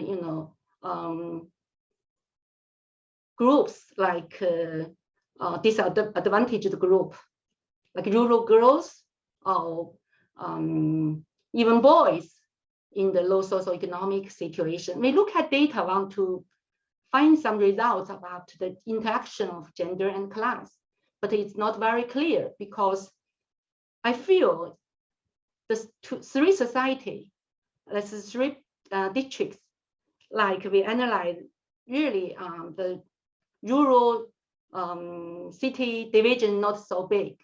But if we have data about mainland China, I must argue, rural girls, they really need be paid more attention. And the speakers, they concerning that. Professor Li Baoping shared the result, and also they are the expert in ICT. And thanks to Professor Li, so in the practice suggestions in rural areas, and the two good practice are one from industry, one from my undergraduate student, Han Rui, had that digit when she was an undergraduate in Beijing Normal. So we can see as a volunteer, as a girl with the gender perspective, she can make a difference. Because the discussant, they had read our paper, so maybe the discussion relate to our paper, but also relate to all the speakers. Now we have two discussants.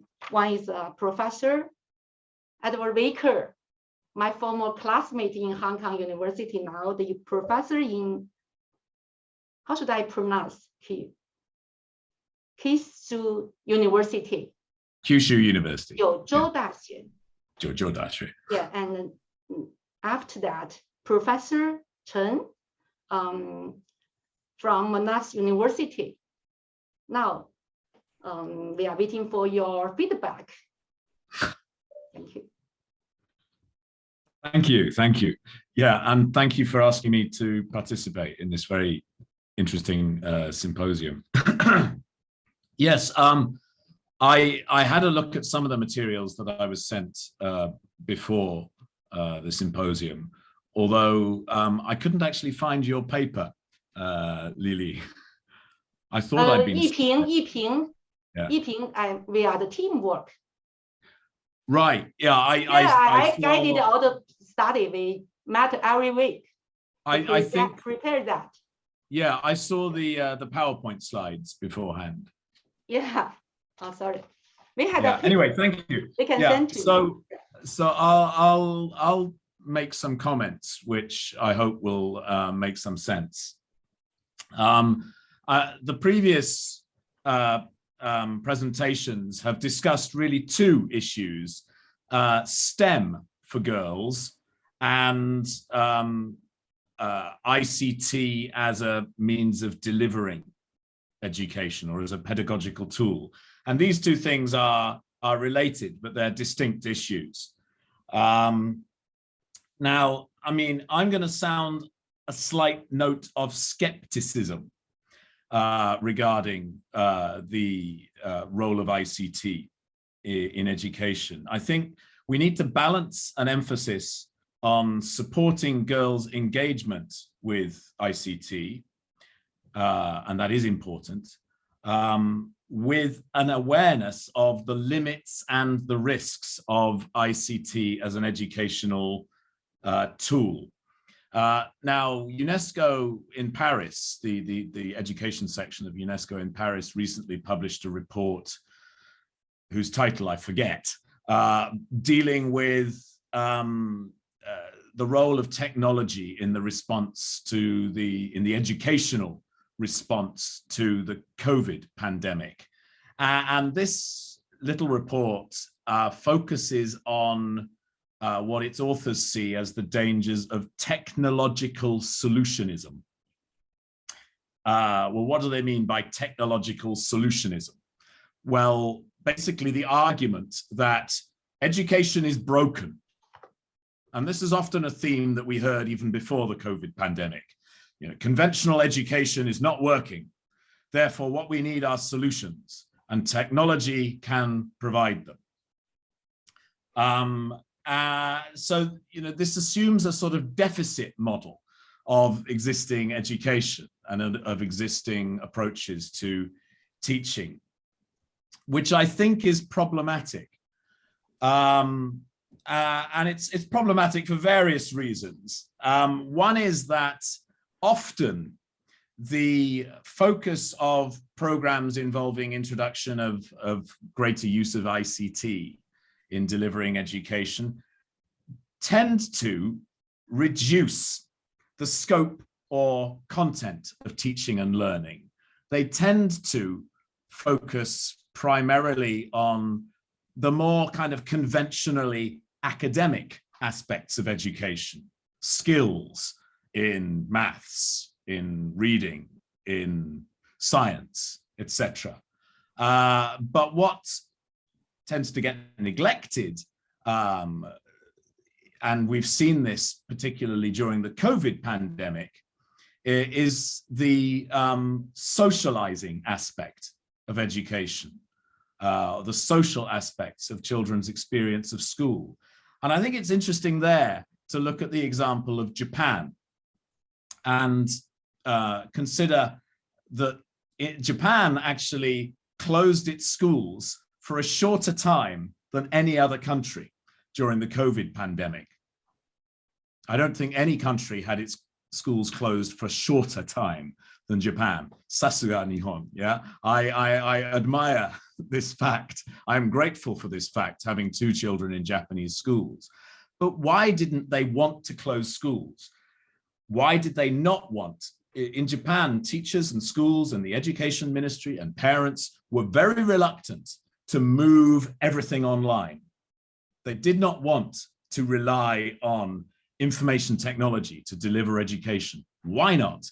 Well, if you go to a Japanese primary school or indeed a middle school, you will see that in the slogans posted above the school gate, in the way that the schools operate, there is an enormous importance attached to the socializing role of the school, in the role that schools play in teaching children how to get along with each other, how to operate as a group and not just as individuals.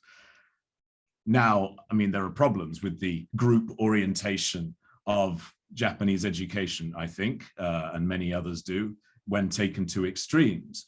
But this is an important function of education systems everywhere. And it's something that is often sacrificed through an excessive reliance on information technology or on delivering education through screens. Now, I mean, don't get me wrong, technology can be useful. We're experiencing the usefulness of technology right now. But we need to be aware of where this discourse of technological solutionism is coming from.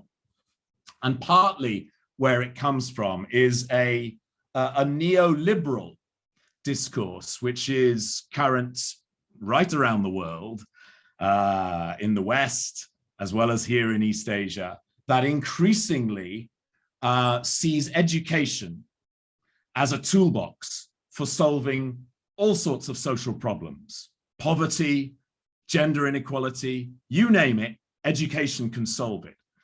Why? Because education is painless. If we can solve these problems through education, we don't have to put up taxes.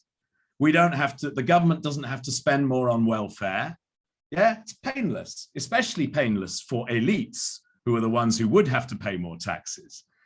So you have this discourse promoted by neoliberalism of educationalization, educationalizing solutions to social problems. And then you have this further discourse of technologization. So how do we solve social problems? We solve them through education. Education's going to create the perfect world. And how do we make education better able to do this? By injecting technology into education system. Well, does technology liberate us? Whether we're men or women, wherever we may be, does it liberate us? Not necessarily. Many of you will have read Karl Marx. I invite you to read Karl Marx again on the implications of machine civilization. Yeah, technology can liberate us, but whether it does or not depends on politics, depends on who is controlling this machinery, whose interests it's being used to further. And I think this is a crucial issue to consider. So are teachers being given control over technology, and are students indeed also being involved in discussions about how technology might better serve them? These are crucial issues.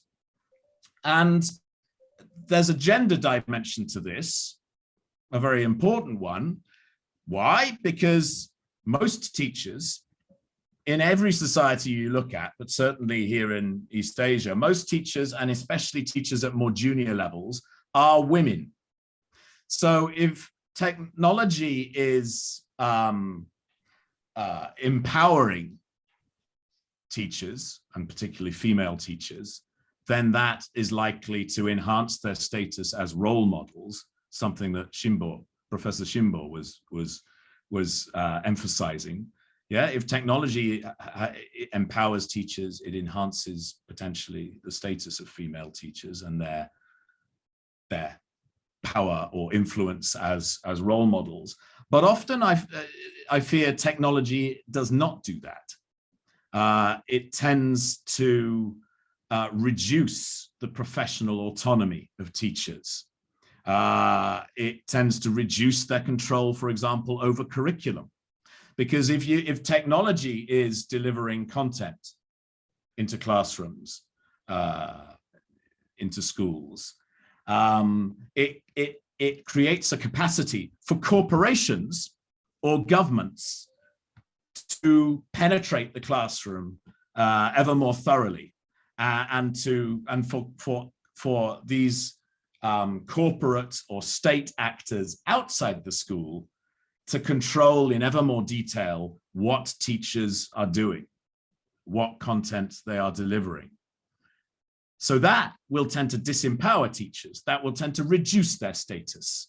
They will be the sort of technical assistants of the computer or the bot that is actually delivering the content to the students. And that has the potential actually for reducing the status of teachers and female teachers, reducing and thereby reducing their potential influence as role models. So that's an important aspect, I think, to consider of the implications for the hidden or, in fact, explicit curriculum that Professor Shimbo was referring to. Now, Professor Shimbo also made a very interesting point about the potential of ICT to be a shortcut for closing the gender gap, for example, in Japan. Because in the case of Japan, and this will increasingly also be the case in China because of demographic factors, there's a shortage of labor, there's a shortage of skilled labor in the ICT sector. And there are lots of women whose potential is not being used in that sector. So I think Professor Shimbo is right to argue that there's therefore potential for new opportunities to be created for women to take important roles in this growing sector. But I have to say I'm skeptical in the case of Japan as to whether that will happen. So companies in Japan, the government in Japan, faced with this sort of labor shortage, they have a choice. Do they recruit more women and deal with the implications of recruiting more women for established workplace culture, working hours, the needs of families and so forth? Are they prepared to do that? I don't think so, not in Japan.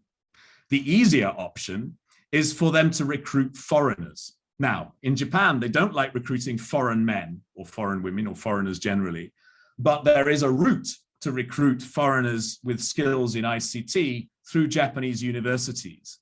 So you have lots of overseas students in Japanese universities, many Chinese men, for example, studying science and technology related subjects in Japanese universities. Japanese visa regulations allow for companies to recruit people graduating, foreigners graduating from Japanese universities. So if I am an elderly male Japanese company boss, will I recruit a Japanese woman or will I recruit a Chinese man? Difficult. But I suspect many of them will recruit Chinese men because that's easier, actually. These companies, it's more congenial. Wang Yiping was making some very interesting points about, oh, sorry, I had another, yes, sorry. Wang Yiping was making interesting points about gender stereotyping in the ICT field and cited this interesting study comparing Nordic countries and East Asian countries and pointed out that in Nordic countries as well, in fact, we find that there is gender stereotyping in the specific field of ICT, or that girls tend to see this field as not so much for them, even in Nordic countries. Now, I think, yeah, that is, insofar as that is the case, that is a problem for Nordic countries as for societies anywhere else. But it should also make us think about how far addressing the specific issue of girls' access to ICT, or of girls' perceptions of ICT, how far will that issue transform the gender politics of our societies? Because the case of those Nordic countries suggests that maybe it isn't actually very relevant. Because Nordic countries have, I mean, in society in general, equal representation of men and women in political life. They have, by international standards, higher representation of women in corporate life at senior levels than pretty much any other countries, despite these issues relating to ICT. So why would we therefore think that focusing on girls' access to ICT will necessarily transform the gender politics of countries like Japan or China? I think it should make us think twice about the nature of that link. And one final point, also something raised by Wang Yiping. So a final recommendation was to encourage girls to make more use of ICT products, of information technology. You know, that if we encourage girls to use information technology more, that this will lead to their empowerment. Well, maybe, but it may also feed into other problems that girls experience related to the use of ICT. And there's a lot of evidence to suggest that girls' use of social media creates a lot of problems, particularly amongst adolescent girls, that there's a lot of bullying that goes on social media. There's a lot of issues, for example, with the use of apps like Instagram, with sharing of images, girls' body image, all of this sort of thing. Information technology, you know, in many ways serves as a vehicle that accelerates or intensifies social problems that already exist, cultural, social, or political problems, I should say. So I think we need to be careful about assuming that engagement with ICT in itself will solve problems of gender imbalance or indeed any other social problems. I think we need to look beyond and behind ICT in education, or indeed education more generally at the political and social and cultural context in which these technologies are used. Yeah, sorry, that's it. Thank you, Professor Advocators. You raised the problem of overemphasizing new technology. I really feel that's a risk, like in junior high school. The teachers are very concerned about students, especially boys, use of mobile phone and other electrical devices. So social problem really that is, and also concerning about the ICT engagement. What are the difference of ICT engagement and access and ICT literacy? Because I paid attention to the media literacy for several years. For media literacy, really you're making use of that platform, media platform, to create, to have a better life. But when we're talking about ICT engagement, really there are more technical aspects. So you're concerning about what means good education and what means teacher as a person with the capacity to make a better use of technology. Professor Xinbao provided a case study about, about Japan just before the COVID-19, just during that time. It seems Japan didn't lack, not the job, Japan, because they are reluctant.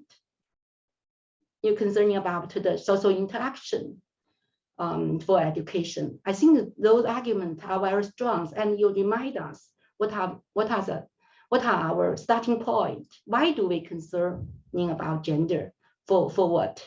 If we raise, the girls' ICT engagement, if the gender gap still there, if they still couldn't find job, compared with a foreign man, why do we still be concerning this? So there's some fundamental problem related also to the economy. The economy is global economy. So thank you, very inspiring, Professor Chen. Yeah, now you need to open your, yeah. Yes, thank you very much. It's very insightful discussion, and I draw on Edward's presentation. I think the comment, yeah, I think it's very insightful. Thank you very much to send me the article. I prepared a small PowerPoint slide, and I think it will be helpful, because especially a lot of people talk about gender. Does gender matter? Something like that. So I found some information. I think it's will be very interesting. Can you see my slide? Can you see my slide? Yeah. Yeah, excellent, excellent. Thanks for that. First of all, good afternoon, everyone. My name is Philip Chen from Monash University, Melbourne, Australia. Congratulations for the organizer for these important and timely symposia. Thank you, Xiaodong, for inviting me to join this wonderful event. I found this is wonderful, especially this topic is cover very, very important issue. And first thing, when I look at the paper, first come to mind is very interesting is the Central China Normal University have a faculty. The name is called Faculty of Artificial Intelligence in Education. I think, wow, look at that. It's so amazing. AI in education is the faculty name. I can tell you my story. I worked in the Chinese University of Hong Kong since year 2000. My first position is working in computer science department, working in IT in education. See, the name is IT education. Now it's AI in education. It's very fascinating. I'm moving to Monash University, and finding is this area is very, very interesting. Thank you very much for all the presenter. You present a wonderful presentation, cover policy trajectory, IT in education, teacher development, case study in teacher education, a lot of good suggestion. You're doing about wonderful mixed method, with survey and also interview with girls, boys, and teachers. I think it's very interesting, especially I think I very seldom to see the Chinese article use mixed method. Mainly they a lot use quantitative, you know, a lot of statistic quantitative. But now I can see is a lot of paper dealing with this area. I think it's fantastic. Thank you, Shinbo, is talking about outstanding OECD result in Japan. Another case study about Hong Kong, Korea, Japan is very, very interesting. And also thank you for two industry partner. Your presentation is very, very wonderful. I look at the paper and think about United Nations, they actually talk about, not long ago, it's in April, they wanted about technology need girl need technology. That is, I think, is very fascinating. That is cover three things. I think it's relative related to today's the presentation. Especially we talk about fair and equal. When we look about the symposia, okay, booklets, you will mention, say, just 57% of women use internet, 62% of men, okay? So you can see only 30% of tech science or technology professional are women, okay? So seldom ask a question, say, did they have a role model? No, very little, not many.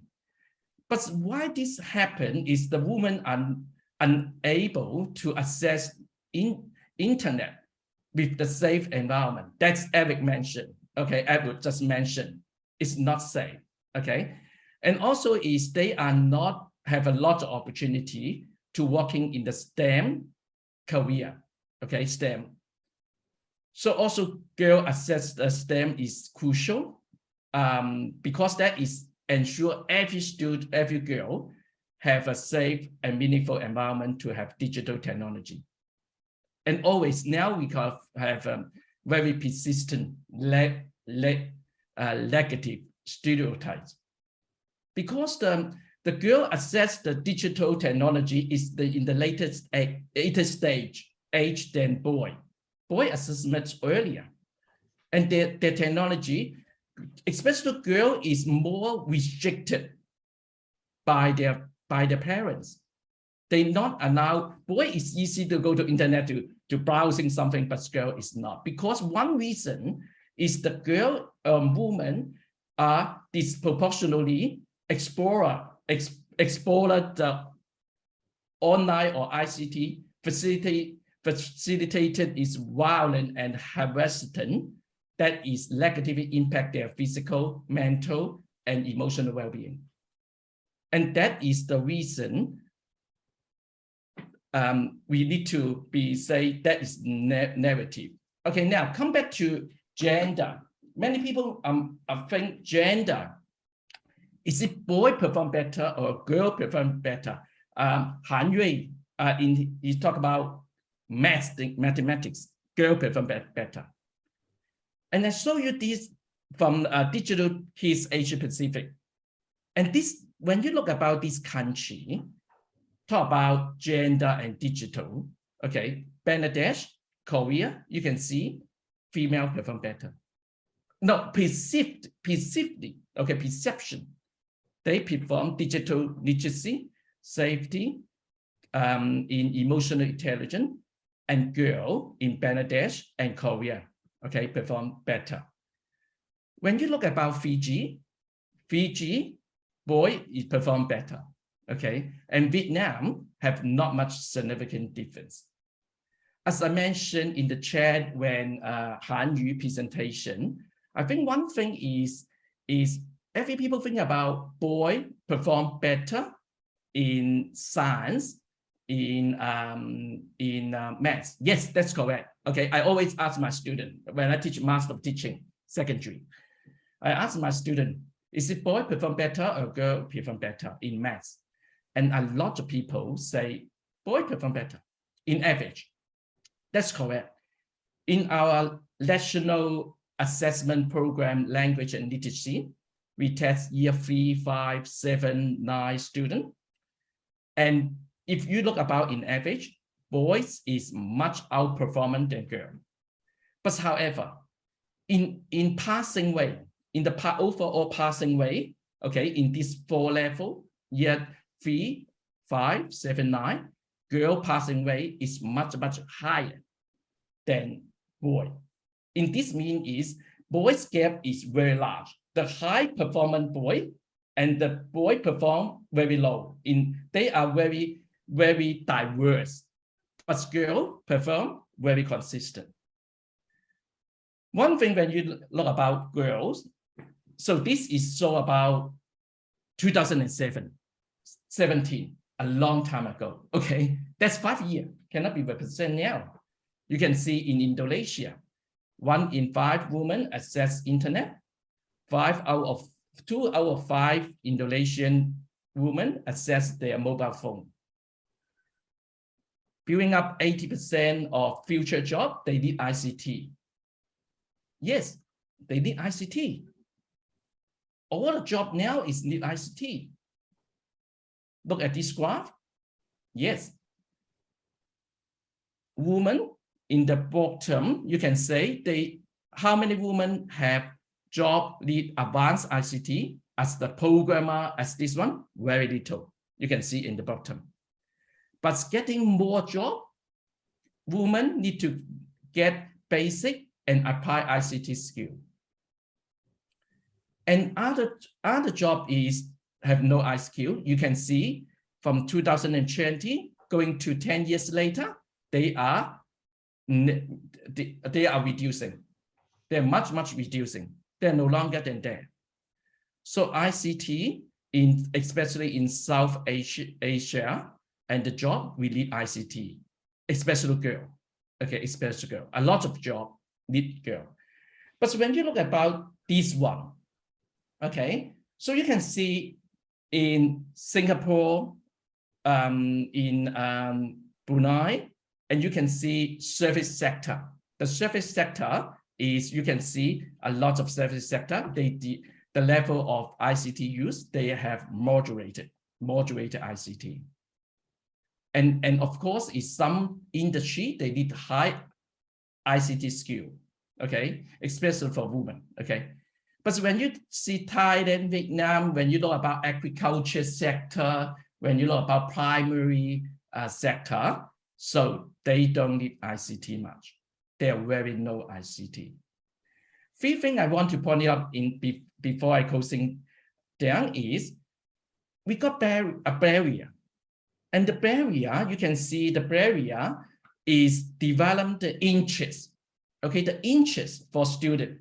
So gender is bias. They're thinking about ICT as man domain. Okay, it's man domain.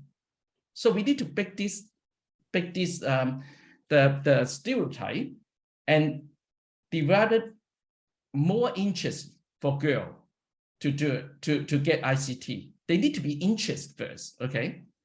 Second thing is, if they have an interest, that's not enough. They need to have a skill. How can they get the skill? Okay, how can they get the skill? They need to get the skill. And then after they get the skill, they need to get into the workforce. Now, actually, when I teaching in back to 20 years ago in Chinese in Hong Kong, in my class to study Bachelor of Computer Science, I can say female have 5 fingers. I can count them all. Okay, 5. Okay, I can count them all. Okay, or maybe 10 in getting more. But now you can see more and more girls to study computer science. If you go to your faculty, okay, you can get more, because in the faculty of engineering, they want to target more female. They give them additional bonus mark to get in the university. Okay, so that's why even when you go, I belong to Australian Computer Science Society, Australian Computer Society. I'm the fellow there, and we make a lot of policy to encourage female young girl to participate in this program. So what I did, the challenge is I summarize few challenges. The challenge I think about first is the gender bias. Have lower support, girls lost their interest. They developed low self-esteem in ICT, the STEM, in the young age. Okay, and gender bias especially they have lower access technology. Girls have facing the barrier to acquire IT skill, including limited time, mobility, family investment. And that is, I'm thinking about that is the challenge. But how can we overcome this one? That is, after getting all of you the presentation, I get some idea. I think about that's important. We need to develop a holistic concept for digital girl that go beyond the digital skill and safety. That's Eric's Edward is mentioned. We need to be beyond the digital skill and safety, and encourage research on girls that is reflect their voice on the policy.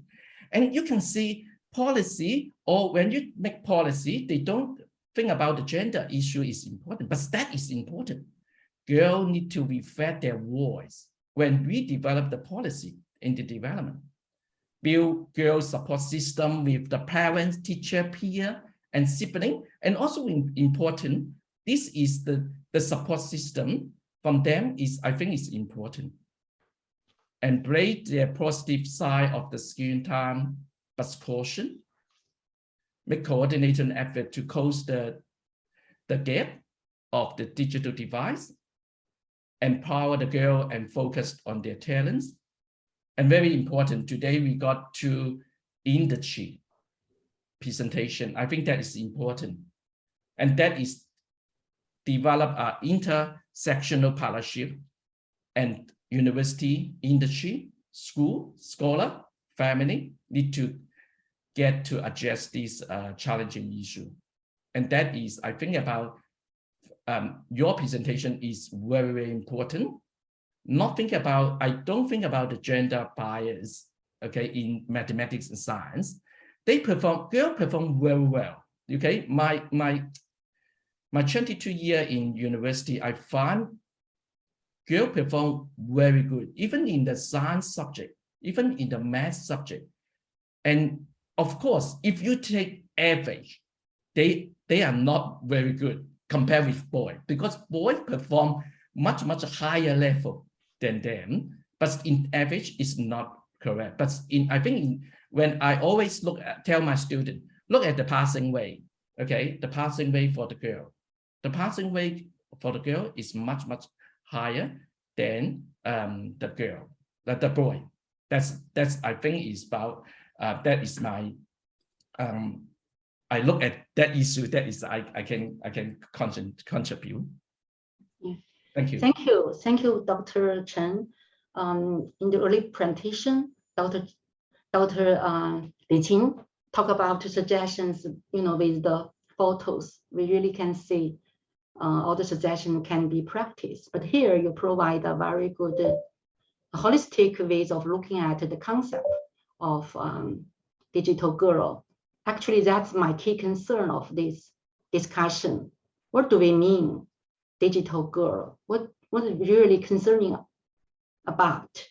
So I think that's a very good point. And also you're concerning about like even the empirical results are not very consistent, but we really can see there are some systematic barrier, persistent stereotype that's there. So when we thinking about solutions, we need to think in a more systematic way. You're talking about voices and also policy issues. I think for women in ICT, women in computer science, one challenge for my classmates, all my classmates who enter into science department of those girls are very talented, but all retired around 45. They are in very good company, they have high salary, but they retired very early. That's my classmates. So for me, like, pay attention to that profession. So the gender division of labor also, there are more complex issues like the opportunity for women to have a good career. As you said, the talents can be with a better making use of it. So I think those very important argument. Yeah. I think Didi, when I respond your issue, I got a student is very interesting. They research about in top 500 company about the gender. Okay, so he looked at one of the very interesting, say why so few female to be the high top executive. Okay, and what they found is the female always look after family. Always is, you know, you got two family and you need to look after not only the kids. When the kid is not well, you need to get off the job and help them. When your husband moves to another country to work, you need to move as well. Yeah, you are right. That kind of barrier that's you know, it seems external or internal. That's related. Today we are very happy we have Hannah here. She worked as an intern in UNESCO head office in the gender department. So how about now graduate of BNU, my student. So nice to meet you. Yeah. Glad to meet all of you via this great symposium, and then it was very insightful and interesting symposium. And as a girl from Korea, I was really interested in this topic and then in all the like presentation today, especially since I'm a professor. I'm an assistant professor in rural area. Even though in Korea, lots of girls perform so well in academia and in other fields as well. And so lots of people, including boys, not men and women, they think and they generalize Korea doesn't have any gender inequality anymore. So when I search some news, I also feel that they more talk about not about gender inequality. They talk about more like conflict between men and women and girls and boys. But as a professor in rural area in Korea, I still feel that there are still lots of like problems and then gender inequality, especially in rural area. And girls and the women here in the rural area are not provided compared to other men. And then so I think we still need to focus on this problem. And from the comment and concern from Professor Edward Vickers, we still need to concern and then be careful about like technology in ICT and in education, but we still need to focus on gender inequality between men and women and then girls and boys, because there might be digital technology might be one of the issues and one of the key driving force for women and girls to push out their barriers of the society. Also, about the in professions, it's very interesting because I also have some friends working in this area, like, yeah, but still they are talking about their challenges as a mom, as a wife, especially in Korea under the Confucius society. So even though they have lots of talents and the skills, they still face lots of problems as a woman and a wife, as in other words as well. So we still need to focus on gender inequality and how to solve this problem. It's so complicated, but we still need to focus on how to change this aspect in our world, in our society. Thank you. Thank you for inviting this. No, thank you, Hannah. Isa is also here from Britain because she pay attention to the pedagogical issue.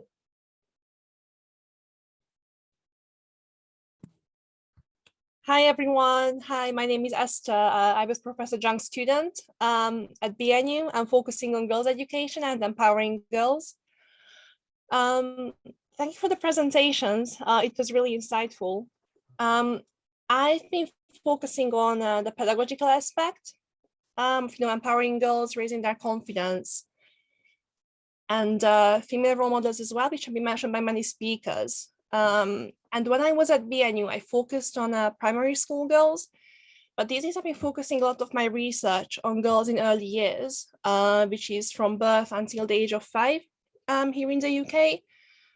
I've been teaching lots of girls around the age of 3 or 4. And, I noticed that compared to boys, they are not so keen to, to try and to play games or to learn, which require them to use their hands. And, ICT is a very hands-on subject, computing in itself. And, regarding computers, ICT specifically, before you could even consider the access to it. Because, even here in London, obviously there's a huge disparity, regarding access to computers, ICT education, and all that. To try or to not try, first it all comes down to the language, that teachers use to speak to their students. And as Professor Vickers also mentioned, especially in early years, lots of the teachers are mostly women, and they are not as tech savvy themselves. Which obviously doesn't set a good example for these girls. And when you talk to girls, especially at a young age, you tell them to be careful, don't do this, watch out, don't do that. Whereas boys are not as restricted, in that sense. So yeah, first it all comes down to increasing girls' confidence, setting a good example for them, and watch the language in which you talk to them, to sort of pave the way to make them to even try their best and to even give it a go, working with computers. So yeah. Thank you. Thank you. Eyes are always concerned about pedagogy. How do we, help to raise the self-esteem of poor girls? Always her concern. Thank you. Because our time is limited, we couldn't open the discussion, but in the future we can have more opportunities. So finally, the summary and conclusion remarks will be given by Professor Zheng Xiaodong. Okay. Thank you, Lily. I would like to give some minutes to the presenter to give a feedback to comment, given by That's good. Edward and Philip. So Professor Xinbao and especially Li, Dr. Li and our Baoping, they are member of the, like Edward said, they are the member of neoliberalism solution. So, would you like to give a feedback to the Edward and Philip's comments on your presentation? I would like to give some minutes to you. So, would you like to give a feedback to on their comments?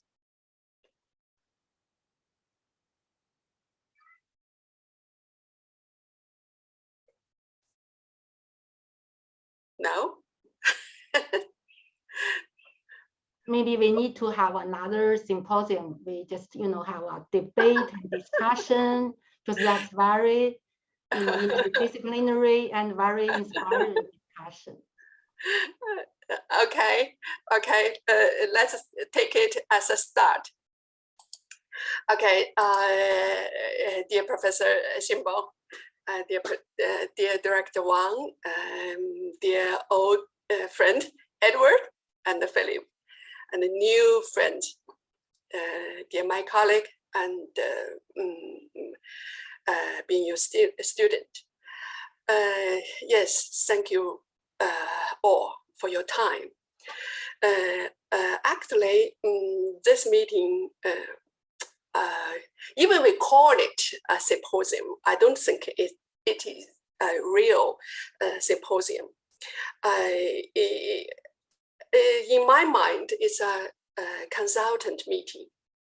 So we didn't advertise this meeting in our website, and we just keep it in a very limited range of audience. So because we want to have a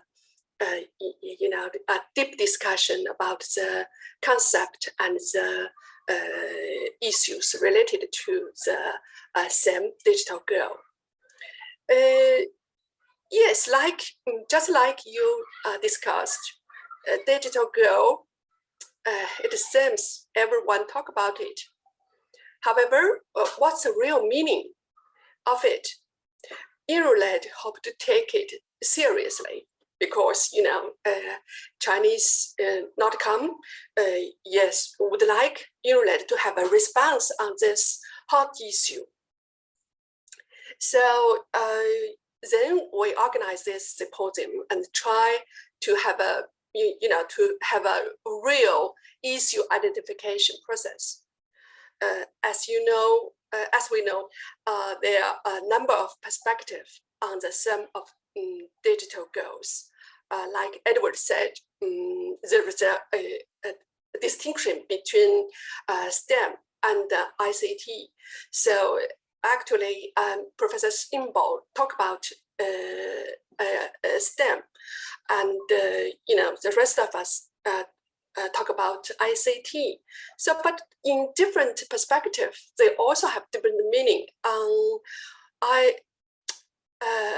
Actually, Edward, is a very good critical thinker. So he addressed a very important philosophical consideration on the issue. Yes, during the 3 years pandemic, billions students have to participate in the online lecture. Students, parents, and teachers, all of them hate online lecture.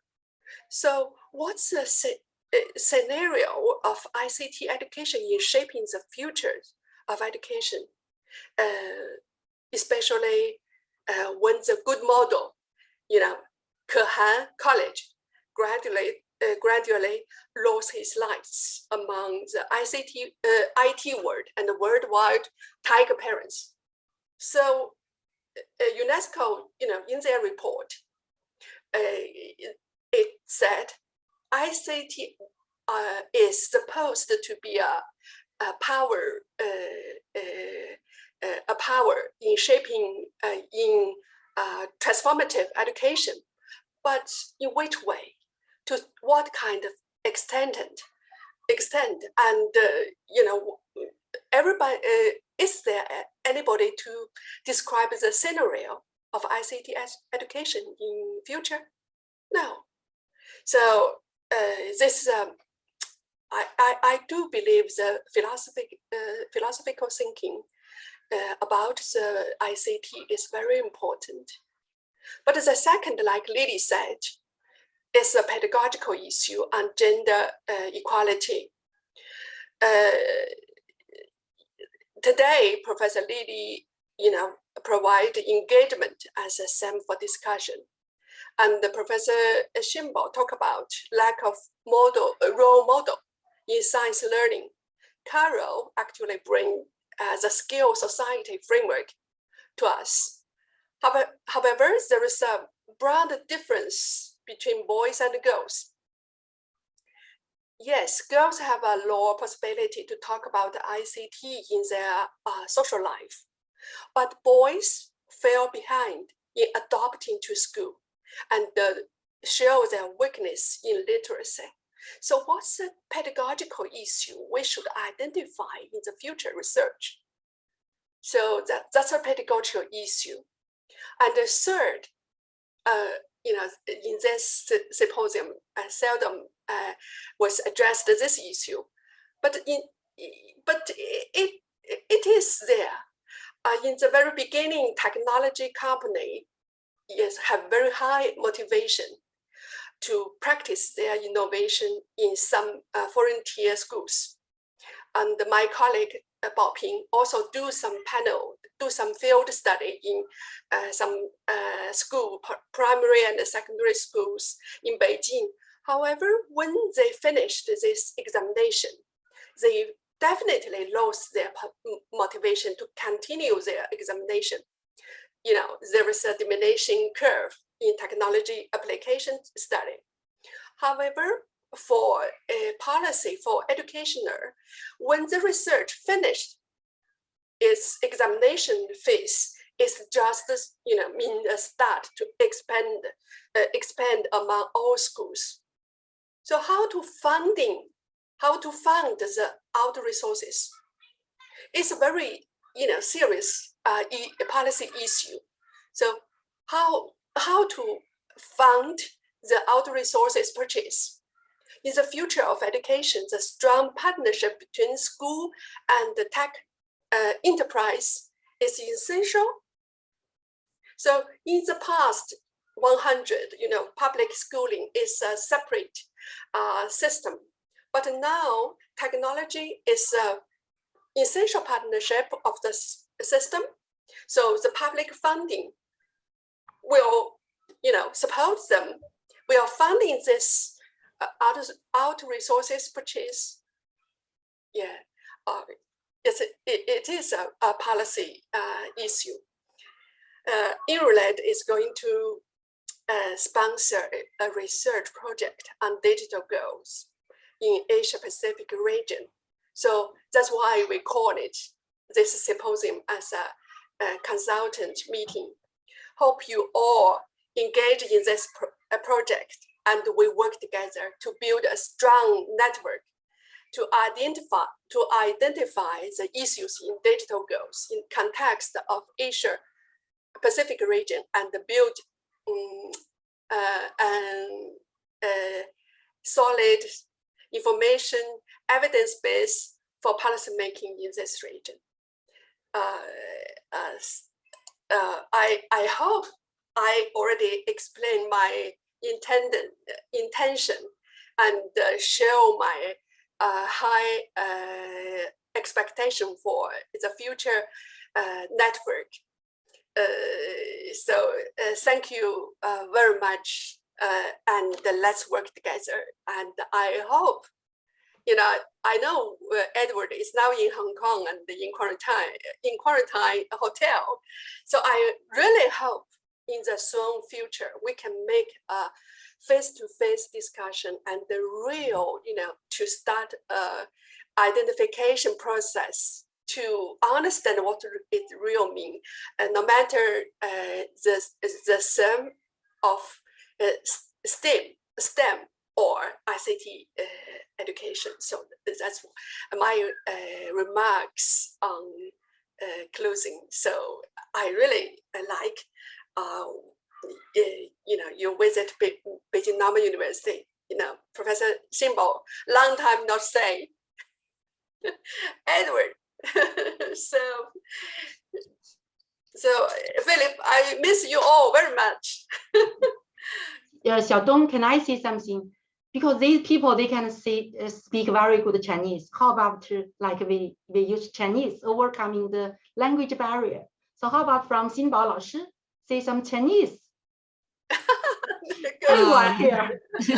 I know. 江丽丽老师、小东老师，今天能有机会跟你们见面，觉得非常高兴的，非常感谢你们邀请我这次国际研讨会，非常感谢。谢谢。我觉得我们王周周老师真的是我们 ICT 里就是德高望重，就是真的是重要推动者。王老师，您给我们说一说。您的没有开那个没有打开。好，谢谢小东。非常高兴你们组织这次有益的活动，可是我的语言不好，没法和大家交流哈。我希望我们共同的努力，能够在这个 ICT 的时代，为女孩子、为全体的女人都能够做出有益的贡献。谢谢你们，谢谢，谢谢王老师。王老师真是叫做什么？终身对对这个 ICT 和电教中国的电教事业做出了终身的，也是一个 women leader。过奖了，过奖了。王老师，要好好向你们学习哈。好 ，Ed, can you speak Chinese? How about your Chinese? 我中文嘛几乎都忘记了。因为好久没有机会去中国，哇！现在在香港，但是香港人还是说广东话，不是吗？而且我还没有机会和什么香港人讲话。Hannah，how about your Chinese？ 我也没有用那个中文这么。今天很感谢，今天参加这个谈会真的很开心，我希望下次见面你们讨论，然后一起努力学习，谢谢你们。见面你们和你们见面 ，OK，Isa her她的论文是用中文写的，真的是不容易，大家好，各位老师大家好。非常感谢，就是请我参加这个 forum，就是其实给我很多新的想法，然后呢，希望后来可以继续讨论，然后呢，非常想念张老师，希望能跟人见面，大家。那个 Dr. 陈肯定是会说汉语的了。就是我觉得咱们这个还其实没有那个语言障碍，他们都可以读中文。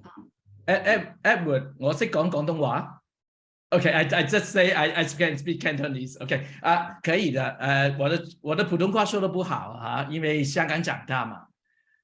剛才我見到新寶老師說中文的時候，我就想我要不要說中文？我以為 Edward 不能說中文嘛，我就等待。Edward 說2句中文，我就說我可以說中文。然後突然 Esther 就出來 ，Esther 出來的時候我就說，Esther 又是一個西方的臉孔啊，她會不會說普通話了？那 Esther 的普通話真好，你說的非常非常好。Esther 的普通話比 Philip 要好。對，他會說韓語，我千萬不要叫中國人了，在澳大利亞很長時間，有20多年了。So I think 小东说了一个特别重要的，就是今天这个活动呢，其实是一个我们能够组织起来，我们能够以后呢有机会继续来研讨、推进相关的讨论。然后呢，特别是我觉得我们这里头有那个朱朱老师和辛宝老师坐镇，其实我们的队伍是非常强大的。然后我们后面还有小英特尔，你知道，就是秦丽老师，我认识他，实际上他们是做女童培训的，他们做了很多，他没有讲。他们是会给女童办这种夏令营，其实做了很多年。然后秦丽老师当时介绍的时候，我也还是印象深刻。所以我觉得像韩瑞一个本科生，他去教科文参加了一个国际会议，回来以后就改变了，他就自信了，他说，然后就做了这个果敢。那他今天呢是在这个美国的康奈尔大学，他读的是粮食安全。所以我就觉得说，真的是我们可能在不同的地方，但是呢，可能都是因为有一些共同的一些关切把我们联系在一起。所以未来我希望呢，就是在这个曾老师、尉迟老师他们俩就很，就是说这个就像教科文的领导支持下呢，我们能够就是有一个推进。然后呢，借此我特别想感谢一下王依依，你能出来吗？王依依呢，他为这个会议做了很多的准备工作，就是他细到了他那个屏，我们都可以，他指导我弄不上去，但是特别感谢依依，就是依依呢真的做得很棒，非常感谢你，好吗？我们就是网上会议最大特点就是低成本，而且也便利，不用解决任何的时数啊等等，但是呢，的确我们缺少了一个见面机会，非常遗憾。期待下次我们在北京见。小东，还有尉迟，你们还有什么？我没有要说的，非常感谢大家，非常感谢啊！今天听了这么多报告，还是很有收获，谢谢。然后尉迟呢，他的这种对于教科文的这样的一个性别战略的这种深度的了解，的确也给我们这个整个的这个 team 未来的工作呢奠定一个非常良好的基础。然后我们这个周边还有以前的刘静啊，什么以前教科文的同事，现在也是做这个外事，也很多人参与到这个相关的这个议题中，所以未来期待我们下次见。那宣布的结束得小东你来宣布，这不是我的任务。Actually, yesterday I and Philip participated jointly symposium with Monash and Durham, and in this symposium, a lady is a Chinese student in Durham. She said she also studied gender issues. She said gender issue is an elephant in room. So her effort is to ensure this elephant in room visible. But somebody else said, yes, it's good, but elephant in room visible is dangerous.